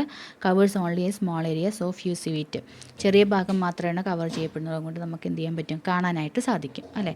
ലൂണാർ എക്ലിപ്സ് എന്ന് പറയുമ്പോൾ മൂണാണ് ഈസ് ഇൻ ദ ഷാഡോയിൽ വരുന്നത്. അതായത് മൂണിലേക്ക് എർത്തിൻ്റെ ആ ഒരു ഷാഡോ പതിക്കുക അല്ലേ. ഹാപ്പൻസ് ഡ്യൂറിങ് ദ നൈറ്റ് കാലങ്ങളിലാണ് സംഭവിക്കുന്നത്. Earth is in the middle, എർത്താണ് അവിടെ നടുവിൽ വരുന്നത്. സണ്ണിനും മൂണിനും ഇടയ്ക്ക് എർത്ത് വരുന്നു, അതുകൊണ്ട് moon is in the shadow. Then full മൂണൊക്കെയാണ് പറയുന്നത്. Can be seen by everyone then can seen the moon. ഇതൊക്കെയാണ് ലൂണർ എക്ലിപ്സിൻ്റെ കേസിൽ പറയുന്നത്. ഓക്കെ, ഇതൊക്കെ ഞാൻ ജസ്റ്റ് വായിച്ച് വിട്ടാൽ മതി കേട്ടോ. ഈ ഒരു ചാപ്റ്ററിൽ നമുക്ക് ആ ഗ്രാവിറ്റേഷൻ്റെ സെക്ഷനിൽ ഫസ്റ്റ് പറഞ്ഞിട്ടുള്ള ആ മാസും വെയിറ്റും അതുപോലെ ലോ ഒക്കെ പറയുന്നുണ്ടല്ലോ, എസ്കേപ്പ് വെലോസിറ്റി, അങ്ങനെയുള്ള ഇക്വേഷൻസ് ഒക്കെ നോക്കിയാൽ മതി കാര്യമായിട്ട്. പിന്നെ ആ പ്ലാനറ്റിൻ്റെ കേസൊക്കെ ജസ്റ്റ് അവരുടെ ആ ഒരു റൊട്ടേഷനും സാറ്റലൈറ്റും അങ്ങനെയുള്ള കാര്യങ്ങളൊക്കെ ഒന്ന് ജസ്റ്റ് ഓർത്ത് വെച്ചാൽ മതി. അങ്ങനെ ചോദിക്കാൻ ചാൻസ് കുറവാണ്, എന്നാലും ജസ്റ്റ് ഒന്ന് ഓർത്ത് വെക്കുക. പിന്നെ സാറ്റലൈറ്റുകൾ എന്താണ് ഒക്കെ ഒന്ന് ജസ്റ്റ് ഓർത്ത് വെച്ചാൽ മതി. കാര്യമായിട്ട് ഫസ്റ്റ് പോർഷൻ എന്നൊക്കെയാണ് ചോദിക്കാൻ ചാൻസ്. ഓക്കെ, ഇനി നമുക്ക് ഈ സെക്ഷനിൽ വരുന്ന പ്രീവിയസ് ഇയർ ക്വസ്റ്റ്യൻസ് എങ്ങനെയൊക്കെയാണെന്ന് നോക്കാം. ഫസ്റ്റ് ക്വസ്റ്റ്യൻ എന്ന് പറയുന്നത് the escaping velocity of A rocket of mass 100 kg is 11.2 km per second. Escape velocity of a projectile of mass 1 kg will be options 1.12 km per second, 0.112 km per second, 11.2 km per second, 112 km per second. എന്താ ഇവിടെ പറഞ്ഞിരിക്കുന്നത്? ഒരു റോക്കറ്റിൻ്റെ mass എന്ന് പറയുന്നത് 100 kg ആണ്. അതിൻ്റെ escaping velocity എന്ന് പറഞ്ഞാൽ 11.2 ആണ്. ദെൻ 1 kg മാസുള്ള ഒരു ഒബ്ജക്റ്റ് പ്രൊജക്റ്റൈൽ ചെയ്യുന്ന ഒരു ഒബ്ജക്റ്റിൻ്റെ എസ്കേപ്പിംഗ് വെലോസിറ്റി എത്രയാണെന്നാണ് ചോദിച്ചിരിക്കുന്നത്. നമ്മൾ പഠിച്ച കാര്യമാണ്, എസ്കേപ്പിംഗ് വെലോസിറ്റി പഠിച്ചിട്ടുണ്ടായിരുന്നു അല്ലേ. എന്താണ്, ഒരു ഒബ്ജക്റ്റിന് അതിൻ്റെ ആ ഒരു ഓർബിറ്റിൽ നിന്ന് എസ്കേപ്പ് ചെയ്യാനുള്ളൊരു ടെൻഡൻസി, ഗ്രാവിറ്റേഷണൽ ഫീൽഡിൽ നിന്നും എസ്കേപ്പ് ചെയ്ത് പോകാനുള്ള ഒരു ടെൻഡൻസി, അതാണ് എസ്കേപ്പിംഗ് വെലോസിറ്റി എന്ന് പറഞ്ഞു അല്ലേ, പലായന പ്രവേഗം. അപ്പോൾ ഇവിടെ എന്താ പറഞ്ഞിരിക്കുന്നത്, ഈ എസ്കേപ്പിംഗ് വെലോസിറ്റിക്ക് മാസിനെ നമ്മൾ ഡിപ്പെൻഡ് ചെയ്യുന്നില്ല, ഇൻഡിപെൻഡൻ്റ് ഓഫ് മാസ്സാണ്. അതുകൊണ്ട് തന്നെ ഏത് മാസമാണ് വെച്ചാലും എർത്തിലുള്ള എസ്കേപ്പിംഗ് വെലോസിറ്റി എന്ന് പറയുന്നത് 11.2 ആയിരിക്കും. അപ്പോൾ ഇവിടെ പറഞ്ഞു മാസ് 100 kg ആകുമ്പോൾ അവിടുത്തെ എസ്കേപ്പിംഗ് വെലോസിറ്റി 11.2 ആയി. അപ്പോൾ ആൾസോ മാസ് 1 kg ആണ് വെച്ചാലും മാസ് എന്ന് പറയുന്നത് ഇൻഡിപെൻഡൻ്റ് ആണ് എസ്കേപ്പ് വെലോസിറ്റിയുടെ കേസിൽ. അപ്പോൾ അവിടുത്തെയും ആ ഒരു 1 kg മാസുള്ള ആ ഒരു ഒബ്ജക്റ്റിന് പ്രൊജക്റ്റൈൽ ചെയ്യപ്പെട്ടു അല്ലേ. അപ്പോൾ അവിടുത്തെ എസ്കേപ്പിംഗ് വെലോസിറ്റി എന്ന് പറയുന്നതും 11.2 തന്നെ ആയിരിക്കും, escaping velocity of earth. Okay, അത് സെയിം ആയിരിക്കും. അപ്പോൾ ഓപ്ഷൻ സി ആണ് ആൻസർ വരും. 11.2 km/s ആണ് ആൻസർ. ഓക്കെ, നെക്സ്റ്റ് ക്വസ്റ്റ്യൻ എന്ന് പറയുന്നത് acceleration due to gravity of earth is maximum at options poles, equator, centre and midway between the pole and centre. എന്താ ചോദിച്ചിരിക്കുന്നത്? Acceleration due to gravity small letter G, അത് എർത്തിൽ ഏറ്റവും maximum ആയിട്ടുള്ളത് എവിടെ നിന്നാണ് ചോദിച്ചിരിക്കുന്നത്. നമ്മൾ പറഞ്ഞിരുന്നു പോൾസും അതുപോലെ ഇക്വേറ്ററൊക്കെ പറഞ്ഞിരുന്നു അല്ലേ. ഭൂമിയുടെ എലിപ്റ്റിക്കൽ മോഡലിൻ്റെ ഷേപ്പ് പറഞ്ഞ സമയത്ത് പോൾ എന്ന് പറയുന്നത് രണ്ട് മുകളിലും താഴെയുള്ള എൻഡാണ്. പിന്നെ അതിനൊരു ബൾജ് ചെയ്ത പോലെ രണ്ട് സൈഡിലേക്കും ഒന്ന് ബൾജ് ചെയ്ത ടൈപ്പ് പുറത്തേക്ക് ഇങ്ങനെ ബൾജ് ചെയ്ത് നിൽക്കുന്ന ഒരു പോർഷനാണ് ഒരു മോഡലാണ് ഭൂമിക്ക് എന്ന് പറഞ്ഞു. അപ്പോൾ ആ ഒരു ബൾജ് ചെയ്തിട്ടുള്ള രണ്ട് സൈഡിലേക്ക് നിൽക്കുന്നതാണ് ഇക്വേറ്റർ എന്ന് പറഞ്ഞു അല്ലേ. പിന്നെ ഭൂമിയുടെ ആ ഒരു ഗ്രാവിറ്റിയുടെ കാര്യം എങ്ങനെ പറഞ്ഞു? ആക്സിലറേഷൻ ഡ്യൂ ടു ഗ്രാവിറ്റിയുടെ കാര്യം എങ്ങനെയാണ്? ഡിസ്റ്റൻസ് കുറയുമ്പോഴാണ് ഗ്രാവിറ്റി കൂടുന്നതെന്ന് പറഞ്ഞു അല്ലേ. അപ്പോൾ ഇവിടെ ചോദിച്ചിരിക്കുന്നത് maximum acceleration due to gravity എപ്പോഴാണെന്നാണ് ചോദിച്ചിരിക്കുന്നത്. അപ്പോൾ maximum acceleration due to gravity എന്ന് പറയുമ്പോൾ അവിടെ ഡിസ്റ്റൻസ് എന്തായിരിക്കണം? കുറവായിരിക്കണം അല്ലേ. അപ്പോൾ ഏറ്റവും കുറവ് ഡിസ്റ്റൻസ് ഉള്ളത് എവിടെയാണ്? ഇക്വേറ്ററിനെ അപേക്ഷിച്ച് നോക്കുമ്പോൾ പോൾസിലാണ് ഡിസ്റ്റൻസ് കുറവ് അല്ലേ. അതായത് രണ്ട് സൈഡിലേക്കും ഇക്വേറ്ററിൻ്റെ സൈഡ് ബൾജ് ചെയ്ത് നിൽക്കുന്നുണ്ട്. അപ്പോൾ അവിടെ ഡിസ്റ്റൻസ് കൂടുതലായിരിക്കും. അപ്പോൾ അവിടെ എന്താണ്? ഡിസ്റ്റൻസ് കൂടുമ്പോൾ ഗ്രാവിറ്റി കുറയുകയാണെന്നാണ് നമ്മൾ പഠിച്ചത്. അപ്പോൾ ഇവിടെ ആൻസർ എന്ന് പറയുന്നത് ഓപ്ഷൻ എ പോൾസ് ആയിരിക്കും. ഡിസ്റ്റൻസ് കുറയുമ്പോൾ അവിടെ എന്ത് ചെയ്യുന്നു? ഗ്രാവിറ്റി മാക്സിമം ആവുകയാണ് ചെയ്യുന്നത്. ഓക്കെ, ദെൻ നെക്സ്റ്റ് ക്വസ്റ്റ്യൻ എന്ന് പറഞ്ഞാൽ shape of milky way Galaxy is options elliptical, spiral, parabolic, hyperbolic. ഇവിടെ ഓർത്ത് വയ്ക്കുക, മിൽക്കി വേ ഗാലക്സിയുടെ ഷേപ്പ് എന്ന് പറയുന്നത് ഓപ്ഷൻ ബി സ്പൈറൽ ആയിരിക്കും. ഒന്ന് ഓർത്ത് വയ്ക്കുക കേട്ടോ. മിൽക്കി വേ ഗാലക്സിയുടെ ഷേപ്പ് എന്ന് പറയുന്നത് സ്പൈറൽ ഷേപ്പാണ്. Then escaping velocity in a planet, ഒരു പ്ലാനറ്റിൻ്റെ എസ്കേപ്പിംഗ് വെലോസിറ്റി എന്ന് പറയുന്നത് constant in the solar system. Option B directly proportional to the square root of mass of the planet, then inversely proportional to the mass of the planet and inversely proportional to the square of the radius of planet. എന്താ ചോദിച്ചിരിക്കുന്നത്, ഒരു പ്ലാനറ്റിൻ്റെ escaping വെലോസിറ്റിയാണ് പറയുന്നത്. Escaping വെലോസിറ്റിയുടെ equation എന്ന് പറയുന്നത് എന്തായിരുന്നു, square root of 2gm divided by r ആയിരുന്നു അല്ലേ. അപ്പോൾ ഇവിടെ എന്താ പറഞ്ഞിരിക്കുന്നത്, constant in the solar system അല്ല, അതല്ല എന്ന് നമുക്ക് ഉറപ്പിക്കാം. പിന്നെ directly proportional to the square root of mass of planet, അത് ശരിയാണ് അല്ലേ, square root of mass of planet ആണ്. Then inversely proportional to the mass of planet, അത് തെറ്റല്ലേ, directly proportional to the square root of mass ആണ്. Then inversely proportional to the square of the radius of planet, ഇവിടെ square പറയുന്നില്ല, വെറും radius, അതായത് square പറയുന്നില്ല, ആറിലാണ് പറയുന്നത്. അപ്പോൾ നമ്മുടെ ആൻസർ എന്ന് പറയുന്നത് option B, directly proportional to the square root of mass of the planet. Okay. Then next question എന്ന് പറയുന്നത്, if the radius of the earth is R, the weight of the object at the centre of earth. Options 0, infinite, r times the weight of the surface of earth, 1/r time the weight at the surface of earth. എന്താ ചോദിച്ചിരിക്കുന്നത്, ഒരു r radius ഉള്ള എർത്തിൻ്റെ radius എന്ന് പറയുന്നത് 6 ആണ്. Weight of object at the centre of earth, എർത്തിൻ്റെ സെൻറ്ററിൽ ഒരു ഒബ്ജക്റ്റിൻ്റെ വെയ്റ്റ് എന്തായിരിക്കും എന്നാണ് ചോദിച്ചിരിക്കുന്നത്. ഇതിൻ്റെ ആൻസർ എന്ന് പറയുന്നത് ഓപ്ഷൻ എ 0 ആണ് ആൻസർ വരിക. ഓർത്ത് വയ്ക്കുക, എർത്തിൻ്റെ സെൻറ്ററിൽ അവിടെ എന്താണ്, there is no gravitational field, അവിടെ ഗ്രാവിറ്റേഷണൽ ഫീൽഡ് ഒന്നുമില്ല. അപ്പോൾ നമ്മൾ വെയ്റ്റിനെ പറയുന്നത് എപ്പോഴും ഗ്രാവിറ്റേഷണൽ ഫീൽഡും കൂടി കൂട്ടിയിട്ടാണ്, ആ ഒരു ഫോഴ്സ് ഓഫ് അട്രാക്ഷനും കൂടി കൂട്ടിയിട്ടാണ് നമ്മൾ വെയ്റ്റ് പറയുന്നത്. അപ്പോൾ സെൻറ്ററിൽ എർത്തിൻ്റെ സെൻറ്ററിൽ എപ്പോഴും വെയ്റ്റ് എന്ന് പറയുന്നത് 0 ആയിരിക്കും. ഓക്കെ, ഓപ്ഷൻ എ ആണ് ആൻസർ വരിക. ദെൻ നെക്സ്റ്റ് ക്വസ്റ്റ്യൻ എന്ന് പറയുന്നത്, source of energy production in sun is. Options nuclear fission, nuclear fusion, photosynthesis, electron capture. നമ്മൾ പഠിച്ച കാര്യമാണ്, സൺ എന്ന് പറയുന്നത് അതിലുള്ള എനർജി പ്രൊഡക്ഷൻ എന്ന് പറയുന്നത് എങ്ങനെയാണ്, ന്യൂക്ലിയർ ഫ്യൂഷൻ വഴിയാണ്. അപ്പോൾ ഓപ്ഷൻ ബി ന്യൂക്ലിയർ ഫ്യൂഷനാണ് ആൻസർ വരിക. The next question, when A body is taken from the equator to the Earth's north pole, its mass and weight remains the same. Mass increases, weight remains the same. Weight increases, mass remains the same. Mass and weight decreases. എന്താ ചോദിച്ചിരിക്കുന്നത്, ഒരു ബോഡിയെ എന്ത് ചെയ്യുന്നു, ഇക്വേറ്ററിൽ നിന്നും എർത്തിൻ്റെ north പോളിലേക്ക് നമ്മൾ കൊണ്ടുപോവാണ്. ആ സമയത്ത് എന്താണ് അവിടെ സംഭവിക്കുന്നത്, മാസും വെയിറ്റുമാണ് ഇവിടെ ചോദിച്ചിരിക്കുന്നത്. എന്തൊക്കെയാണ് അവയ്ക്ക് മാറ്റം സംഭവിക്കുന്നതെന്ന് നമ്മൾ പറഞ്ഞു. മാസ് എന്ന് പറയുന്നത് എപ്പോഴും സെയിം ആയിരിക്കും, എവിടെ നോക്കിയാലും സെയിം ആയിരിക്കും. അപ്പോൾ ഇവിടെ നമുക്ക് എന്താ പറയുക, മാസ് ഇൻക്രീസസ് ഈ ഒരു ഓപ്ഷനും, അതേപോലെ മാസ് ആൻഡ് വെയിറ്റ് ഡിക്രീസസ് ഈ ഓപ്ഷനും അല്ല എന്ന് നമുക്ക് പറയാം അല്ലേ. മാസ് എന്ന് പറയുന്നത് എന്താണ്, കോൺസ്റ്റൻ്റ് ആണ്, അത് എല്ലായിടത്തും സെയിം ആയിരിക്കും. അപ്പോൾ മാസിനൊരു മാറ്റം സംഭവിക്കുന്നില്ല. ഇനി ഓപ്ഷൻ എ ആണോ സി ആണോ എന്ന് നോക്കണം. നമ്മൾ പറഞ്ഞിട്ടുണ്ടായിരുന്നു ഇക്വേറ്ററിലും പോളിലും പറഞ്ഞിട്ടുണ്ടായിരുന്നു. നമ്മൾ വെയിറ്റ് പറയുന്നത് എപ്പോഴും എങ്ങനെയായിരിക്കും, ഗ്രാവിറ്റേഷണൽ ഫീൽഡിനെയും കൂടി കൂട്ടിയിട്ടാണ് ആ ഒരു എമൗണ്ട് ഓഫ് സബ്സ്റ്റൻസ്, മാസ് ഉള്ള ഒരു ഒബ്ജക്റ്റിൻ്റെ കൂടെ ഗ്രാവിറ്റേഷണൽ ഫീൽഡിൻ്റെ, അതായത് ആ ഒരു അട്രാക്ഷനും കൂടി കൂട്ടിയിട്ടാണ് നമ്മൾ വെയിറ്റ് പറയുന്നത് അല്ലേ. അപ്പോൾ മാസ് എന്ന് പറയുന്നത് എപ്പോഴും റിമെയിൻ സെയിം ആയിരിക്കും, അതിന് മാറ്റമൊന്നും സംഭവിക്കുന്നില്ല. പക്ഷേ അതിൻ്റെ വെയിറ്റ് എന്ന് പറയുന്നത് എന്താണ്, ഗ്രാവിറ്റിയും കൂടി ബേസ് ചെയ്തിട്ടാണ് പറയുന്നത്. അപ്പോൾ നമ്മൾ പറഞ്ഞു എർത്തിൻ്റെ കേസിൽ എവിടെയാണ് ഗ്രാവിറ്റി കൂടുതൽ വരുന്നത്, അതായത് ഡിസ്റ്റൻസ് കുറയുമ്പോഴാണ് ഗ്രാവിറ്റി കൂടുതൽ വരുന്നത്. അപ്പോൾ പോളിലാണ് ഈ പറയുന്ന ഗ്രാവിറ്റി കൂടുതൽ വരുന്നത് അല്ലേ, അവിടെ ഡിസ്റ്റൻസ് കുറവാണ്. ഇക്വേറ്ററിനെ അപേക്ഷിച്ച് നോക്കുമ്പോൾ പോളിൽ ഡിസ്റ്റൻസ് കുറവാണ്, അതുകൊണ്ട് അവിടെ ഗ്രാവിറ്റി കൂടുതലായിരിക്കും. ദെൻ ഇക്വേറ്ററിൽ എന്താ സംഭവിക്കുന്നത്, അവിടെ ഡിസ്റ്റൻസ് കൂടുതലാണ്, അതുകൊണ്ട് ഗ്രാവിറ്റി കുറവായിരിക്കും. അപ്പോൾ ഇവിടെ ചോദിച്ചിരിക്കുന്നത് ഇക്വേറ്ററിൽ നിന്നും പോളിലേക്ക് ആണ് ഈ ഒരു ബോഡിയെ കൊണ്ടുപോകുന്നത് അല്ലേ.